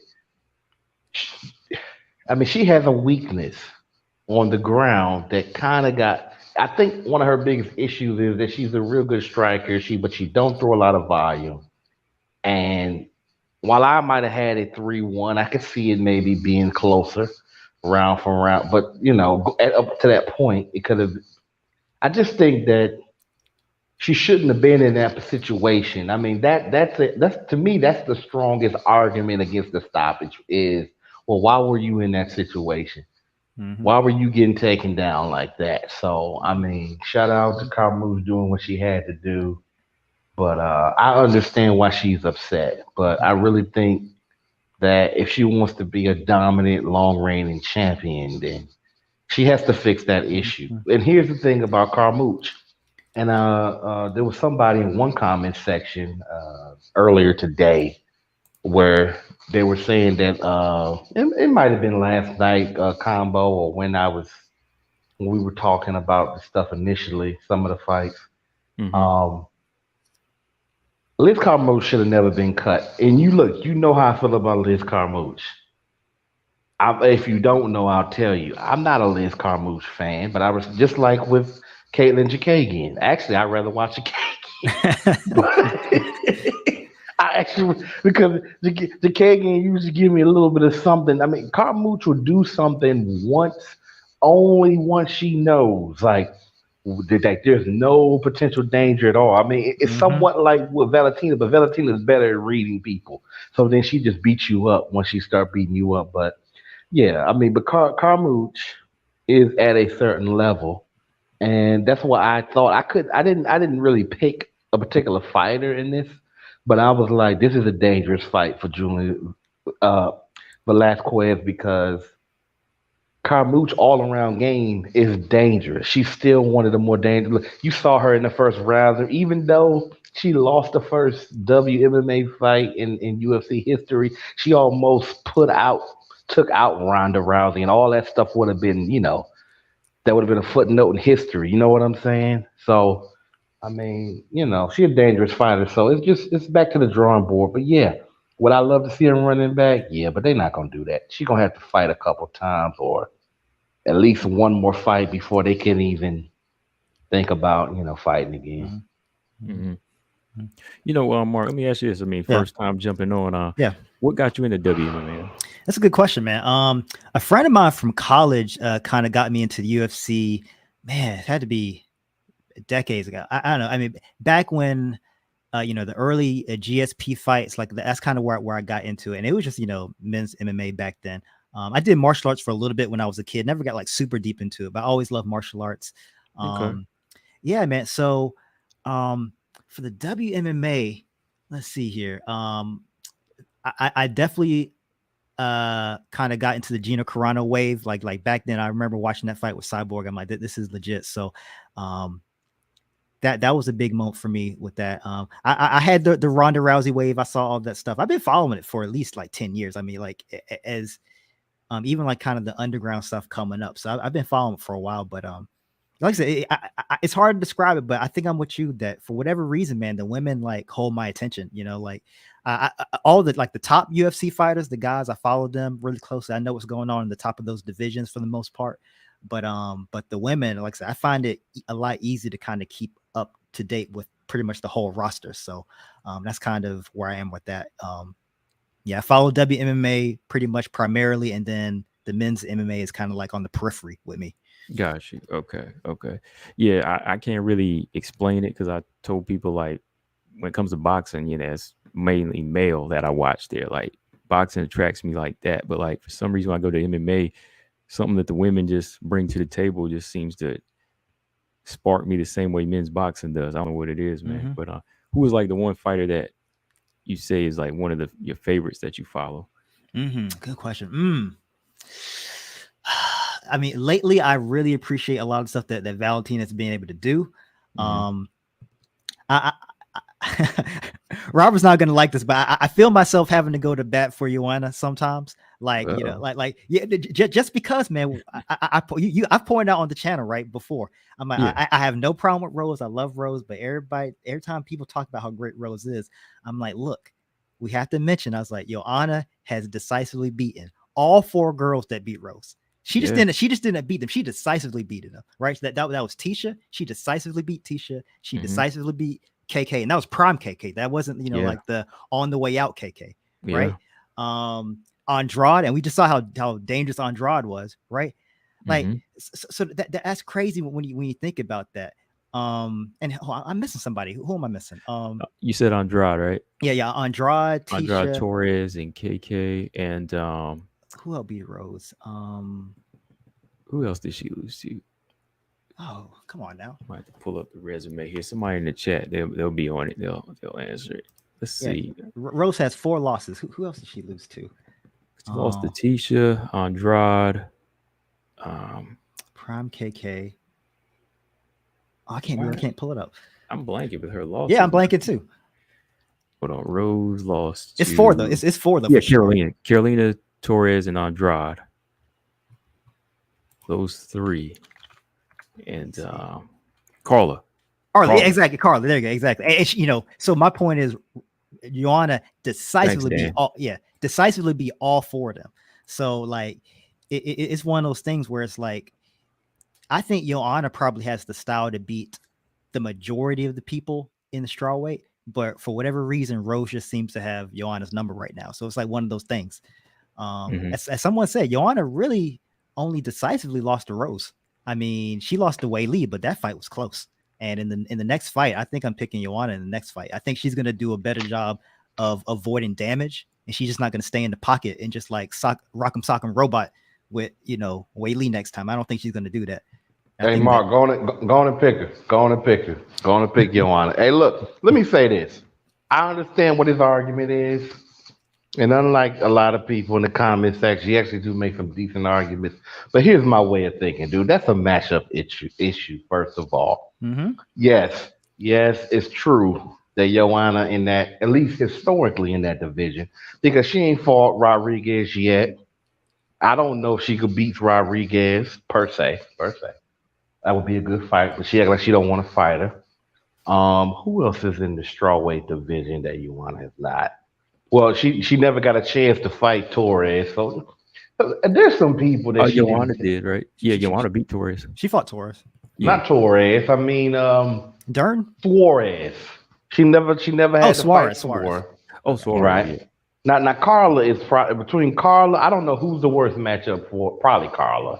Between Andrade and Carla, but it's almost the same the way that she systematically breaks them down. But I think my issue is I think that the game is going a different direction. Whereas I think, listen, all the stuff I talk about, Bojangle check as we call her around these parts, I will still watch the fight. You know what I'm saying? Because she is a tough fighter.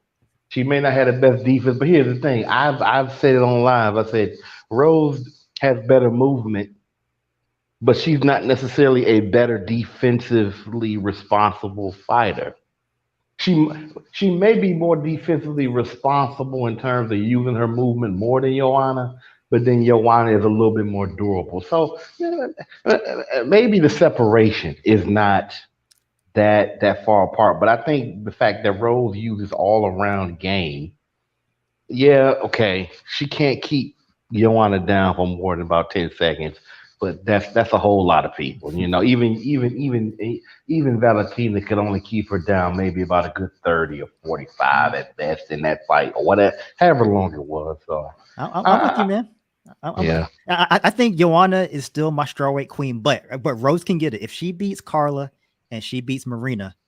I think she's at that level. I think I got to give it to Rose.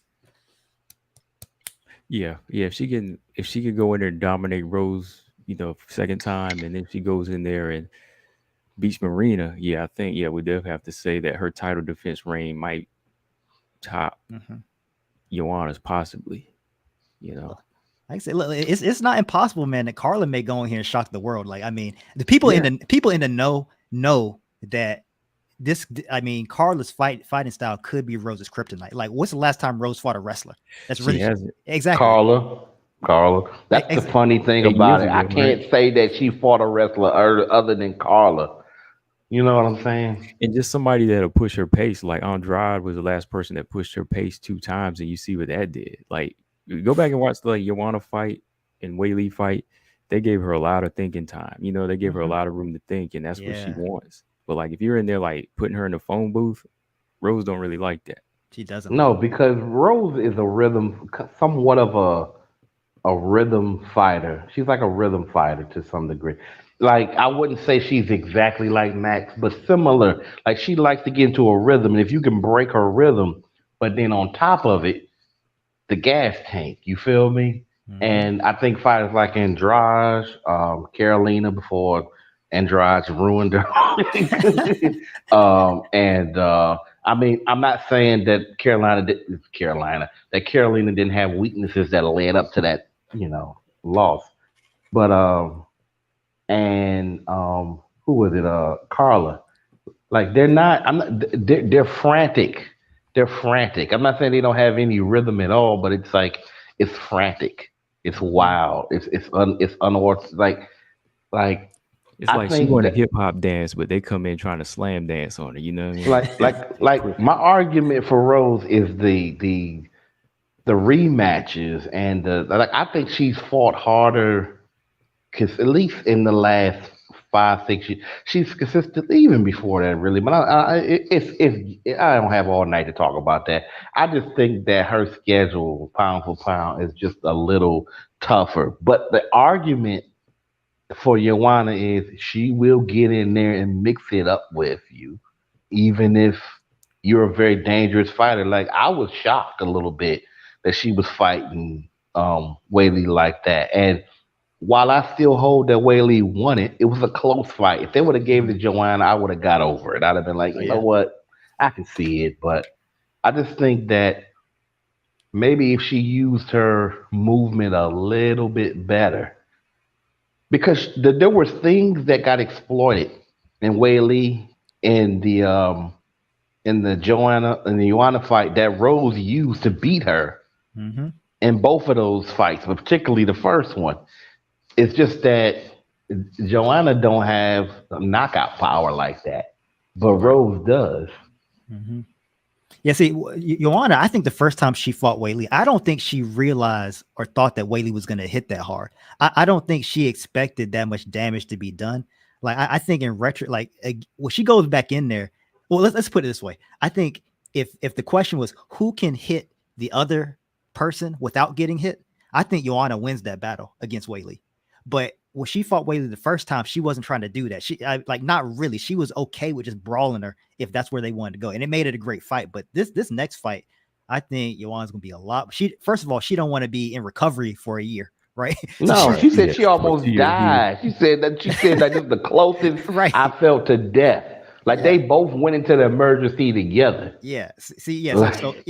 So she doesn't want any of that again. So she's gonna be a lot smarter about it. So it's gonna be interesting to fight to see how it plays out, man. But I don't know. Like I said, no hate on Rose. I love Rose. I wish she would fight more. I wish, some of that's not her. Some of that I think is probably the UFC and whatever. But if she stays active, man, I have no problem with Rose as champ. Other than the fact that she gets the belt and just goes hide. And as a Rose fan, as if I can't say this enough, because some people be getting stuff twisted, I just wanted to fight Like, and just for like 2 years, don't just shut up, don't say nothing, because she be saying some stuff. I mean, she ain't the only one. Anybody who follow my channel that's on, on a break right now, I I get on these fighters. Maybe I don't get on them in ways I used to, but man, Rose, man, I'd be like, God, who somebody, Pat, or somebody need to tell her just as much as Pat doesn't need to be telling her, like in the second Andrade fight, like how she almost, she kept trying to go inside as the fight was ending, and she was getting tagged and beat up and eye Mhm. swole. Oh yeah. Like, stop telling Rose to talk. Like, you need to like make the interview, do those professional interviews where you just say real short answers, and because she be saying some stuff, man. I'm like, oh man. Mhm. I'll tell you what, I don't think Rose wants any piece of Andrade again, man. Like, cause we're talking about Who would? like talking about Joanna said like she was close to death after that fight with Wei Lee. I think there was an interview with Rose, and basically like she got her nose broken, whatever, when that second Andrade fight. Rose said Yeah. that was the recovery of that was the most uncomfortable she had ever been in her life. That's a quote. She said that. So Man. if she can avoid that, I think she probably would. I mean, if she's not gonna shy away from it. If that's like this is the fight, she's like, all right, this is the fight. But if she had a choice, I don't think she wants that. Yeah. I And mean, the she sad almost part is, yeah, and go the sad ahead. part is, like, I posted this quote up. Andrade said, "This is my division. This is where I'm going to perform my best. I know that I'm ready to fight for the title again. If you guys give me a shot, I'm going to be here. I'm going to be ready." So if the UFC wanted to play games and let her cut, let her cut in front of even Marina, shoot, like, she's going to be in for something. Rose is going to see it again. So that's one fight that Rose can't avoid. Man, I have to think. Here's the only thing about Andrade. She's good. She's damn good. She's getting better. But she's still a bit of a sucker for, like, she has just the right amount of. I'm gonna tell you the thing that's crazy about Andrade. She's the ultimate wild card, probably in the history of WMMA. She has the right amount of weaknesses that she's so beatable, but she has the right amount of dangerous attributes to where right. you can still, and just all it takes is one miss up, one mistake, one slip, Yeah. one punch, one, oh, you grabbed her, and then you thought you let go of the slam. Next thing you know, you get slammed on your neck and you out cold. Like, it's just crazy, man. Mhm. Yeah, I think Combo said that. I agree with what Combo said. He said, Andrade, like the blueprint has been laid down on how to be Andrade. I mean, despite this crazy thing with Lemos that just happened, despite that, I still think that's a true statement. I think Joanna laid the blueprint. That's how you can beat her. But everybody Easier doesn't. said than done. Exactly. Everybody don't have those skills though. And but the crazy thing was Lemos had it. Like, she could have done it. I think it's possible to see the Lemos doing the same thing that Joanna did, except for the fact that Lemos plants her feet though. She doesn't really like fight going backwards like Joanna can do. Maybe she can, but she doesn't usually do it. But easier said than done. Everybody can't do it. And that's what, like, that basically Andrade is how you prove you're elite. She's like the hazing of the strawweight division. You know what I mean? Like, The hazing. yeah, good. you got to go in there and fight her. And if you can go in there, like, and do what Wei Lee did, do what Joanna did, do what Valentina did, then you are the truth. That's what it is. Like, yeah, there is a blueprint. Like, us sitting from the outside, we can say all day long, jab, jab, jab, right? But if you put even a man in there that ain't prepared, he's gonna get knocked out by Andrade. He's gonna get hurt. But you want to know something? That one thing that somebody's been pointing out about, I forget who said it. The thing about Andrade that's incredible. Okay, you look at the people that she's beaten, and how most of them, they're just never quite the same, right? I mean, Rose got back, but a lot of people don't. But she's like the Terminator. Like, I mean, look at that loss against Wei Lee. That was one of the most devastating losses I ever seen, especially at the championship level. Like, Wei Lee, that was like Wei Lee's. I mean, in terms of just like a short picture frame of greatness, like, look at the punches, and it was insane. I'm like, what the hell am I looking at? She just beat the hell out of Andrade. I mean, because you didn't think nobody could do that Knees to to the body, Andrade. she was tearing her up, man. Yeah, man. Talk about Terminator. I pointed this out maybe a few streams ago, but that interview that Claudia gave when she said that she didn't think it was fair for Andrade to be fighting, she said she didn't think it was fair for Andrade to be in strawweight just because of how strong she was. Yeah. She didn't imply anything about being juiced. She didn't do nothing like that. She just said she one of them did though. Like JoJo did. JoJo said it though. JoJo didn't care. JoJo was just shook, like, no, you know how JoJo, I can't really quite do that accent, but you know that little light voice. No, Jessica, you're too strong. It's not right. Yeah. You know, and here's the thing, like with Torres, like you see the picture of her when she was young. I don't know what Jessica looked like when she was young, but some of them got genetics, man. And again, you can't just always go by that. On her back when she was a kid.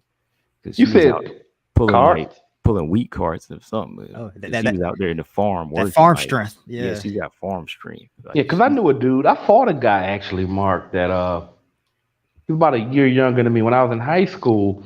This dude, he had that country strength. Like he had the big arms, he had the muscle around the 6-pack area and everything. Now I was able to handle him because he couldn't fight.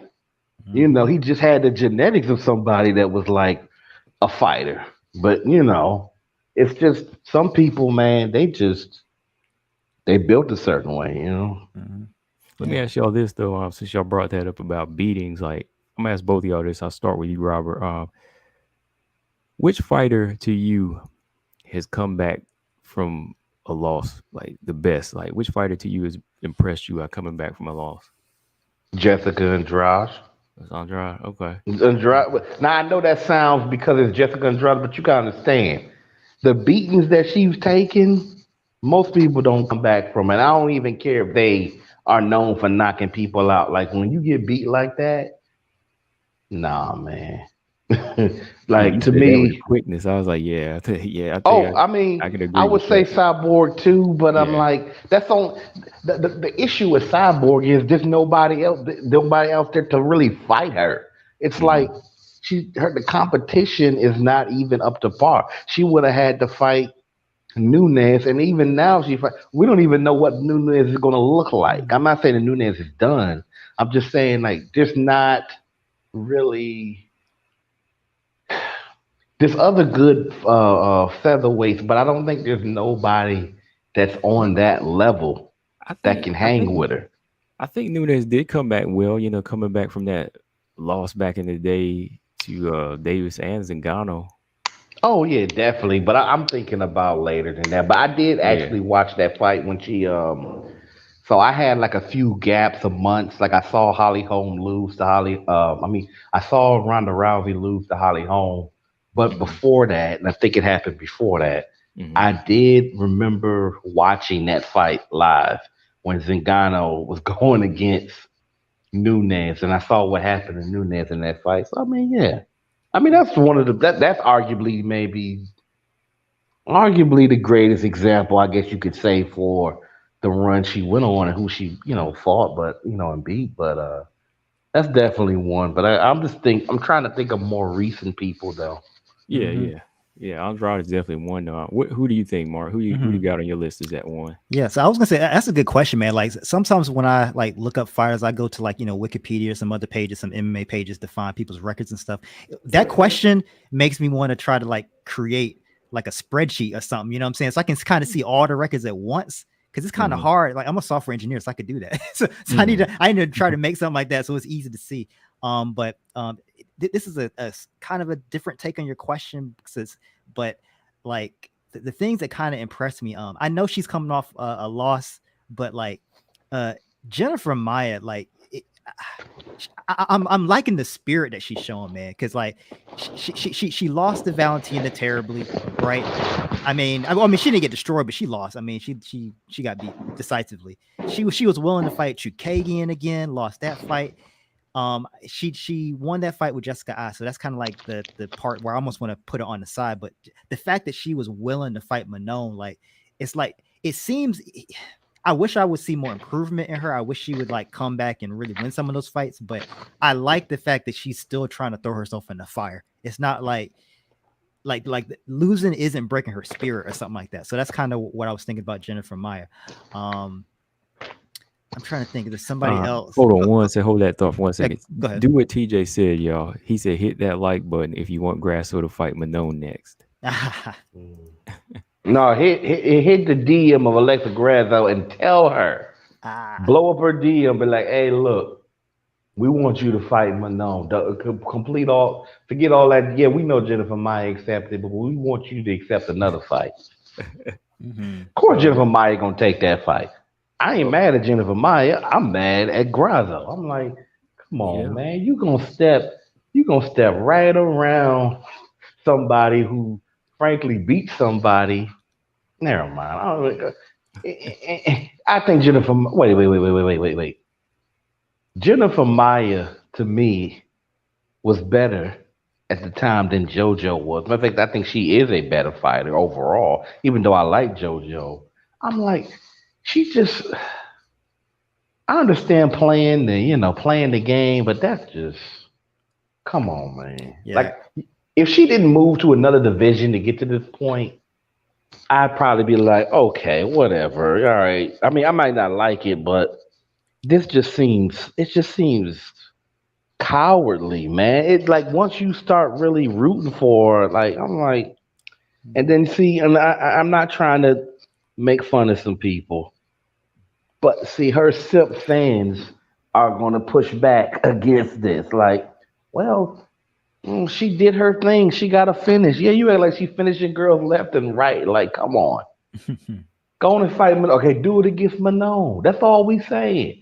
Do it against Manon. Just do it against somebody who is around you, around it. I mean, I think Manon's a little bit older, but like, take out another. Okay, you took out one veteran. I mean, Manon is technically a veteran. I mean, she fight like a veteran. Do it to her. That's all I'm saying.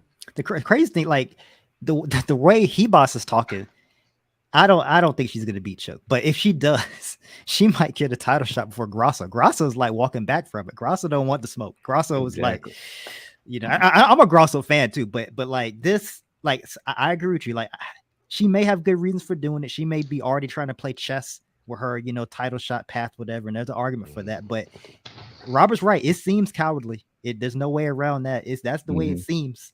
So look like she playing Candyland and Manon and them. They playing chess. I don't know what she playing. She playing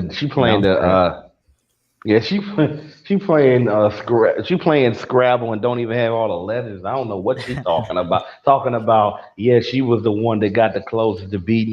How do you measure close? How do you measure close? Honestly, like I think Grasso would be like if a title shot was coming up, it's almost like she seems like she would just let Manon have it. Like, hey, you want it? Go ahead. I'll go after you. Like that's kind of her mindset with it right now. She's just like, and I mentioned that, I think Manon is, 32 and I think Grasso's 28. I think that's the age range. There's 4 years difference. It may be different ages. It is. Yeah. So I mentioned they on different timelines a little bit. Grasso, I've never heard her talk about how long she wants to fight or like, so I don't even know what her like long-term strategy is. But that dynamic I just mentioned certainly seems correct to me that she would be like, after Taylor, Manon, go ahead and get it. I'll go after you. That's where she is right now. Yeah, similar to like Andrea Lee saying, I don't want to leapfrog over people, And I got another video coming talking about E-Boss and just her energy, man, because E-Boss said in a recent interview that if I beat Chikagan, I get one more fight, I could fight Shevchenko. She's like, I'll gladly cut in front of people. You know what I mean? So that shows your energy right there. She's like, I beat Caitlyn, which I don't think she will, but she's like, give me one more fight and then I can fight Shevchenko. I'll cut. She's like, I don't care. I'm about to hold on. Sorry, but let me say this combo. The difference between girls, look, people ain't gotta agree with me, but it's simple to me, okay? And I'm gonna use the language that I use, which is Amanda Ibis got that crazy edge to her as a fighter. She wants to be in there. Like they don't mind getting a little bloody. This is why I'm a big fan of what's her name? I call her Super Panda. Avila. Yeah, I like her. I like her because I mean, not that I only like her personality, but like, and I'm gonna sound funny. I'm gonna sound like, oh, you a simp? Yeah, I'm a simp for fighter. I like an aspect of fighting. Like, I like fighters who like to fight, and I think that even though I do think Alexa Grasso has talent, I think she enjoys fighting. It's not the same thing. It's not like Valentina. It's not like Cyborg. It may not even be like Manon. Because I think Manon is willing to go to that, like, all right, you know what? Like, you might be better than me, but tonight I'm going to be the best. Like, I don't see that in Alexa Grasso right now when she makes statement like, yeah, I think I'm going to fight Maya because, yeah, she coming off a couple losses, but, if I beat her, then it means that I beat somebody who won one round. That gets like that don't even make any Right. sense, and it's to the point where I'm like, well, why do you need a title shot if it's only about you beating somebody who won? Like it doesn't even sound right. It's like why? What are you going to gain by beating this person, giving them their third loss in a row, if it's not? Oh, it's going to show you um, it's going to take you to the next level or teach you something about yourself as a fighter that you didn't know that you can implement against the champ. Mhm. Like, I don't get it. I just Right. don't Okay, get so I'm gonna play devil's advocate, whatever. I mentioned this a while ago. I want to make sure I get the words right. So I mentioned Robert Whitaker. He was in an interview, and someone was asking him about like how did he feel about having to fight, so many people getting his way back to the belt. Like I think he had fought like 4 or 5 like fights in a row Three. before. Mhm. They were like months as he was fighting. And he was like, and Yeah. basically Rob had just like a warrior mentality. Rob was like, so again, they were like, well, how do you feel about having to fight all these guys? And Rob would, without hesitation, he was like, mate, you got to fight them all eventually. he was like, I don't care. He's like, bring them on. I'll fight. I'll go through all of them if I have to. That's where he was at. So my point is that statement right there, you got to fight them all eventually. You can take that the way that Robert meant it, saying, look, I'm gonna go through all of them. I'm gonna be the best. Bring the best to me. I'll knock them out, and whatever. I'll win or I'll learn. Let's go. You can be that game about it. You can take that another way though. You can be like, I gotta fight them all eventually. This is the Grasso argument. I think at least it's part of it. It's like, look, if I gotta fight, if she stays in the division, it's not like she's not gonna fight Manon. It's gonna happen. Like Mhm. so, it's like, well, the argument is, why don't you get the belt first and then fight the monsters later? If you have a choice, like, do you have to fight all the monsters right now, or can you do it later? I realize that's not a warrior's spirit. That's not. I would prefer fighters not to have that mindset, but it's not like there aren't benefits to trying to take the easy path to the belt. I mean, there are a lot of fighters who have fought great fights and who have great UFC careers who never got the belt, and wish they would have gotten the belt at least once. Like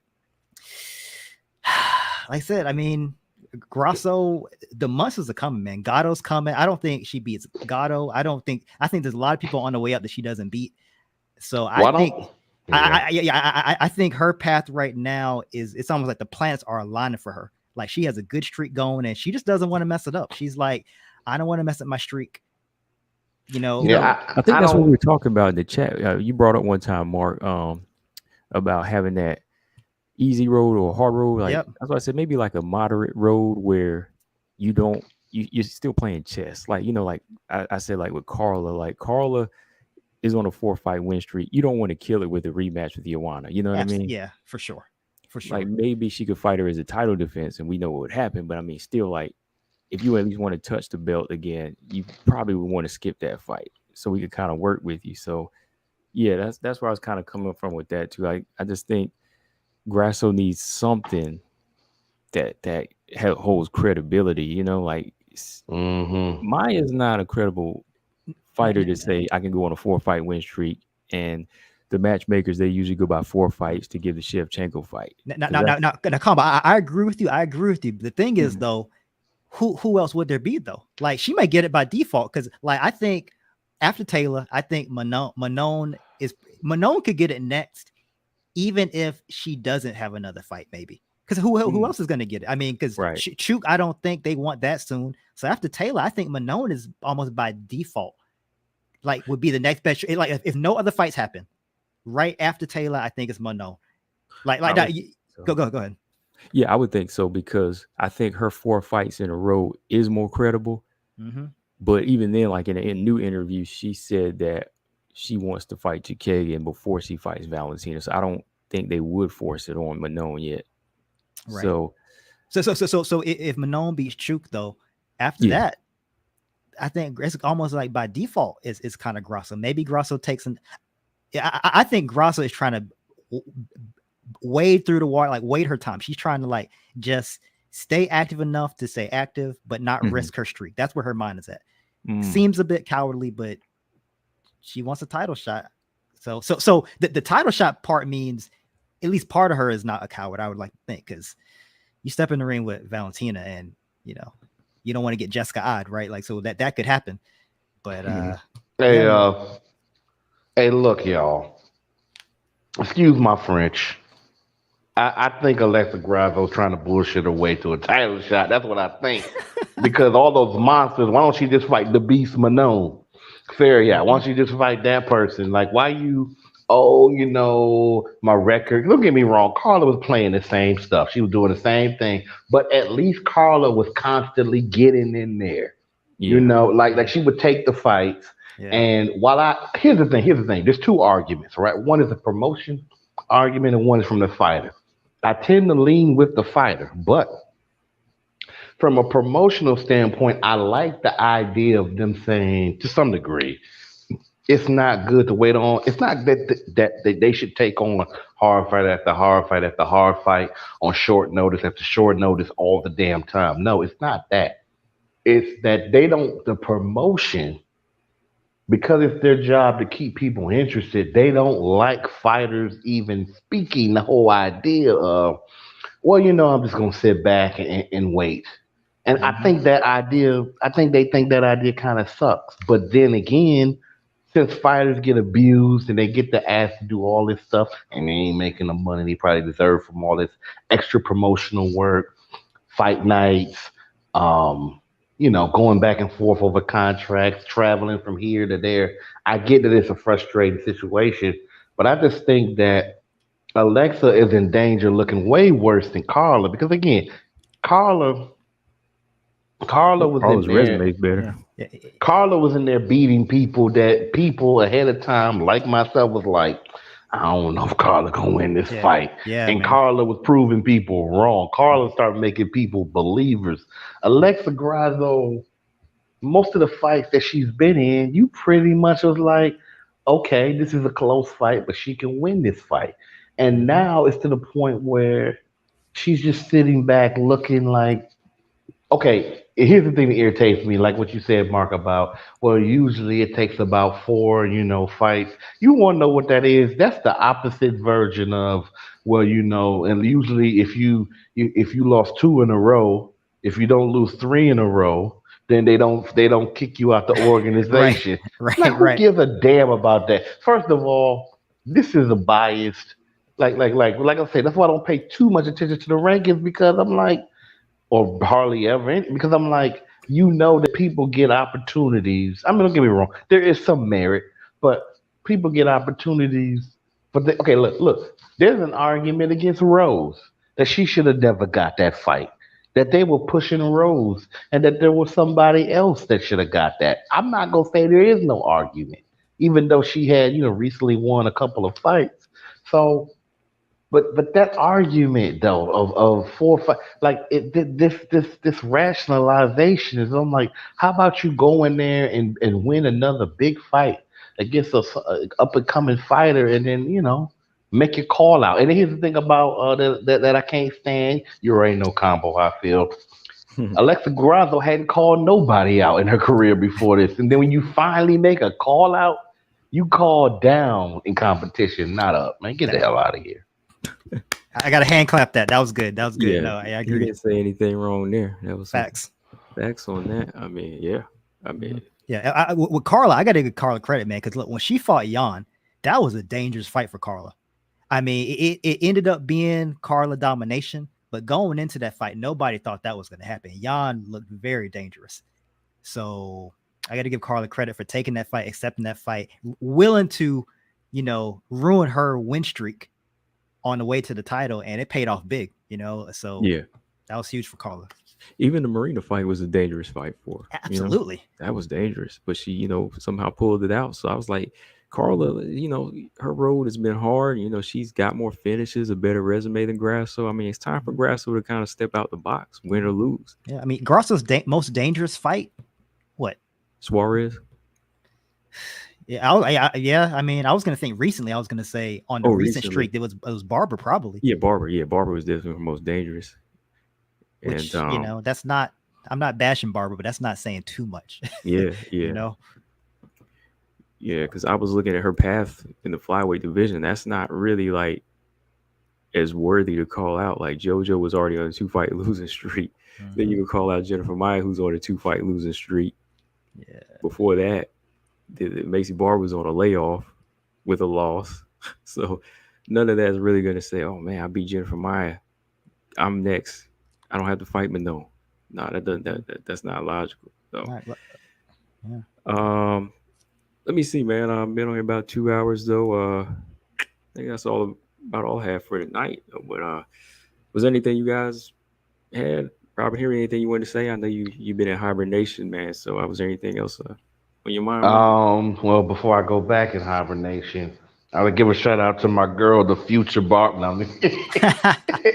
Hey, she beat the hell out of Montana. Montana is unfinishable, man. She a glutton for punishment. Like the thing is, I think they saw that fight, Mark. I think they saw that fight against who was that, Araujo, and certain other fighters, and pieced it together. Like, man, because see, I kept telling BJ, I'm like, look, man, I know she big and she imposing, but like she ain't gonna be able to. I just never thought Montana could just impose her will just against everybody, especially the top fighters. And plus, I just think she's a little awkward on her feet, man. Like she needs work. She needs a lot of work. But anyway.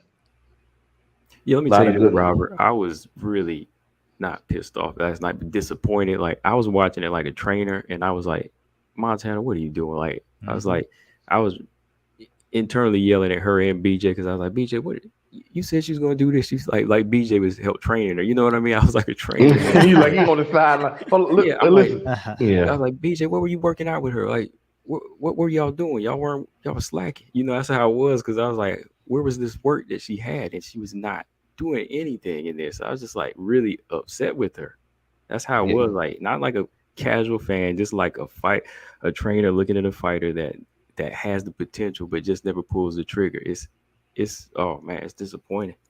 You want to know what I think her worst? Okay, out of all of her weaknesses, I think her biggest weaknesses is octagon IQ on -1000. I think she makes poor decisions, and I think between her and Macy made the better decisions, and once Macy implemented her plan, she just didn't have no answer for it. So, because here's the thing, I've picked Montana a couple of times, and every time I picked her, I'm like, I'm going with your girl. And I actually think, okay, she gonna win this fight. She lose badly every single time. Then she'll win a fight and get a finish when I'm not looking for it. So I don't know what she gonna do, but it's always good to come on. Like I said, I got a lot of stuff I'm working on, but for sure. When I'm like back, you gonna know it's gonna be all the way back. But I ain't promoting nothing right now. I'm just doing my thing. I probably need your opinion in a couple weeks on Carla Rose that's coming up. So you don't need my opinion on that. Rose gonna beat the hell out of Carla. Everybody gonna move on. I knew that was. She gonna knock them Skittles. She gonna knock them Skittles out her head like Bojangles did in the meme when she lost the title 8 years ago or 7 years ago or whatever, however many years ago it was. I never even saw that fight live, but I love watching the memes. But anyway, I mean, Carla actually can win that fight. I'm not saying that she ain't got no chance, but I'm picking Rose. I mean, I honestly think Rose has enough to, but again, Carla, Like that fight, Yawn, that broke my heart, man. I really thought, okay, Yawn is, and then as soon as she took her down, like, oh my god, this is my worst pick ever. She just her outfit, and her face were the same color, just blood red Yep. everywhere. I'm like, not Carla doing this, but anyway, it is what it is. Mm-hmm. But anyway, y'all have a good night. Savage out. Mm-hmm. All right, Robert, let me let you go. Okay. And Mark, before I get out of here, Yeah. any final thoughts for you, man? Like, definitely glad you came on. And like I said, in a couple weeks I'll be talking, the Carla Rose and Carla Mm-hmm. fight. So definitely want your opinion if you want to come through again, man. Yeah, man. Final thoughts. I would say, again, it's been already said, but it seems that Montana, in my opinion, it's like she's having an identity crisis. Like I don't even know exactly what type of fighter she is right now. She's supposedly a wrestler. I don't see any evidence of that. So yeah, she needs to rebuild from somewhere. That's kind of my thoughts on that. No, man, I think my last thoughts, man, I just give credit to you, man. I mean, like I said, I'm a big WMMA fan, of course, and I look for conversations, man. In my opinion, I think what you got going on here is the best conversations in the WMMA community. So you got a great thing going on here. So keep it going, man. It's great. Um, I'm just expecting the subscribers to keep on growing, man. So, like I said, I'm a happy participant in what's going on here, man. So that's what I got to say. All right, man. I appreciate that. But yeah, don't be a stranger, man. We definitely got coming back through. Let me see. Yeah, your email wasn't coming through the chat. So there's an email that you can hit. It's just called the jab effect at gmail.com. Okay. Yeah, I know that. I know that you got another channel like that. Okay. Yeah, you just type that in, send that. I can send your email to that address, and then I can just use your email address from there to always send you a link. You don't have to post it publicly anymore. Gotcha. Cool. Sounds good. Yeah, man. Yeah, I'll try not to be a stranger, man. Like I said, I'm in the chat a good bit. If I'm on my computer, I'm always down for a live link. Like I said, man, just keep it going, man. You do a great job facilitating discussion, man. So, and you're super knowledgeable. So that's why we keep coming back. Thank you, man. All right, man. You be easy, man. All right, you too. All right. All right, y'all. I'm hungry. So TJ said he ain't. TJ said he unsubbing because the stream's too long. Hey, I tell you, man, some people say they don't like long streams, but that's what they want to do. Oh, yawn. I'm getting a little yawn. He said long live streams are terrible because you have to finish them once you start. That's YouTube rules. Yeah, Runner, he said good show. Appreciate that. Yeah, shout out to Robert Henry, BJ, and Mark Robinson for coming through.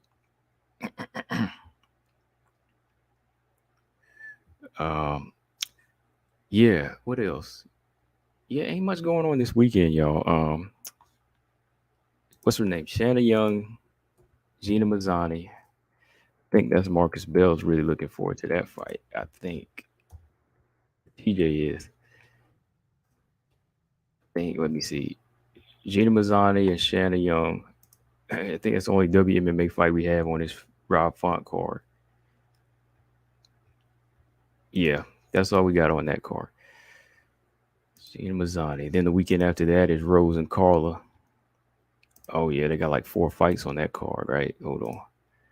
Dumont, Chason, Cortez, and Gatto. Oh, snap. Cortez and Gatto. Then you got Lupita and Carnellosi. Oh, wow. Marcus said, Gina Mazzani. Come on now. Okay, Corral. Corral, okay. I like calling you okay, Corral, but he said Carla has a chance. Styles make fights. Her short stature, dominant wrestling always gives lanky Rose danger. I do give Rose upper hand because of the how much she's improved. Yeah. Oh yeah, Lolita said who Lupi and Carnellosi fight in 2 weeks. Yeah, in 2 weeks. Robert had said he was snacking the whole time. Yeah, I'm hungry, man. I didn't eat anything before the stream, so. Robot Chickens, what's up? He said, I know her gas tank is bad, but she's more technical than Montana. Yeah. Yeah, Montana upset me, man. I was like, I don't know what she was in there doing, man. Oh, Lolita said Carla's chances against Andrade. Ooh, not good. Chances against Rose are better, but Carla's chances against Andrade might turn out like Suarez. It might turn out like Suarez and Carla. Rosa's chances against Andrade, man, I think they're better than Carla's, but I mean Andrade in a 5-round fight, I like her chances. I think Whaley can still beat Andrade. I'm sorry, I know y'all were talking about that earlier. I think Whaley can still beat Andrade though. I think Whaley's got more of a style. And I'm not saying she can't get caught now, but I think Whaley's speed and her strength are going to help her in that fight. And her quick calf kicks, her quick leg kicks. She's a good counter fighter. I think Whaley still has a little bit more of what she needs to fight Andrade as far as the physical strength.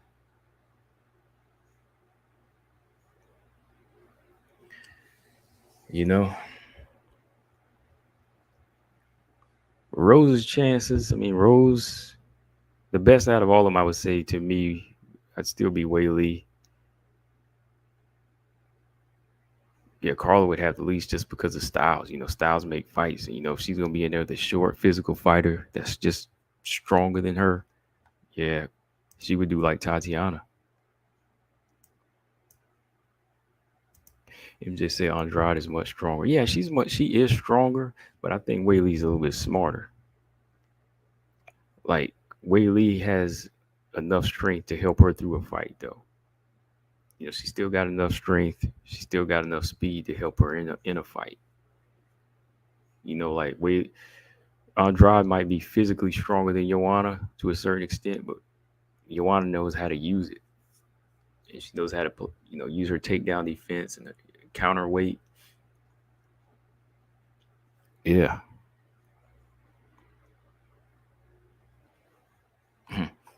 Robot Chicken said, "Love Whaley. She reminds me of Chun-Li." Yeah, that was my gang back in the day. Colostrum, what's going on? He said, "What do you think about Christine Fiora?" Christine Fiora, did she fight this weekend?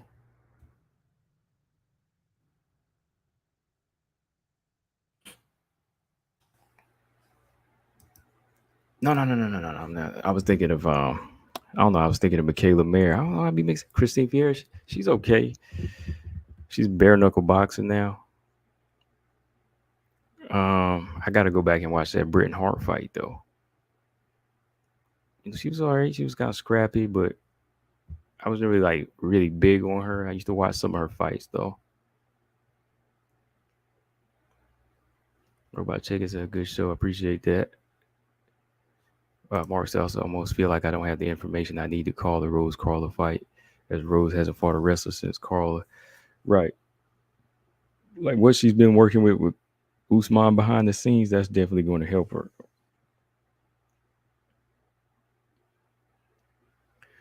Let's see, Colostrum.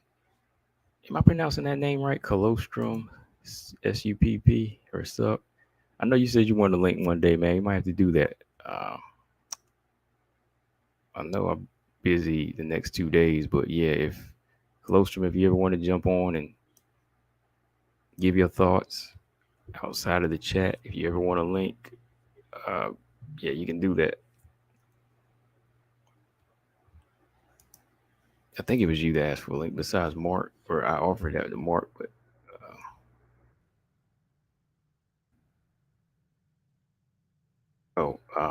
he said, how do we call in? I just send a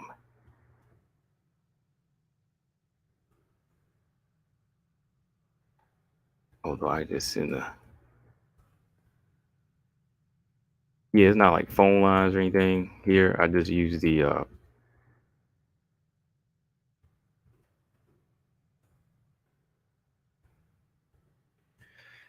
I just send the StreamYard link. I can send it through the chat or the email.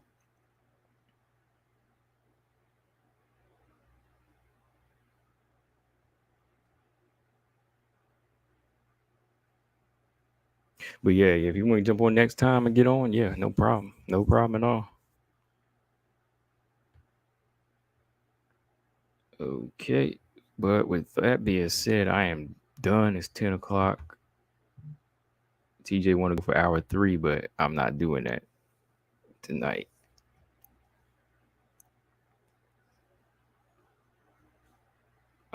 Or, Colostrum, just send me your email through my email, thejabeffect@gmail.com. That's THEJABEFFECT@gmail.com. So just send your email there, and I can keep your email on file. Same with Mark Robertson. If y'all ever want to come on, I just send the link through there.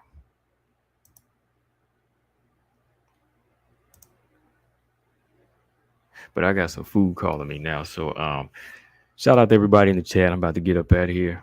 Like always, hit that like. And if you haven't subscribed, if you're new to the channel, subscribe. Got some new faces in here like OK Corral. So, always tune in. We just be talking over here.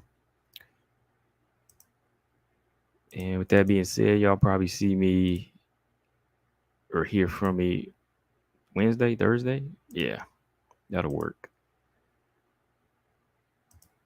Close this out here. So yeah, good chat, good fights. In 2 weeks, we'll have a good card, which I'll be calling again. Like always, Combo Breaker 99. I'm out. Subscribe. Peace.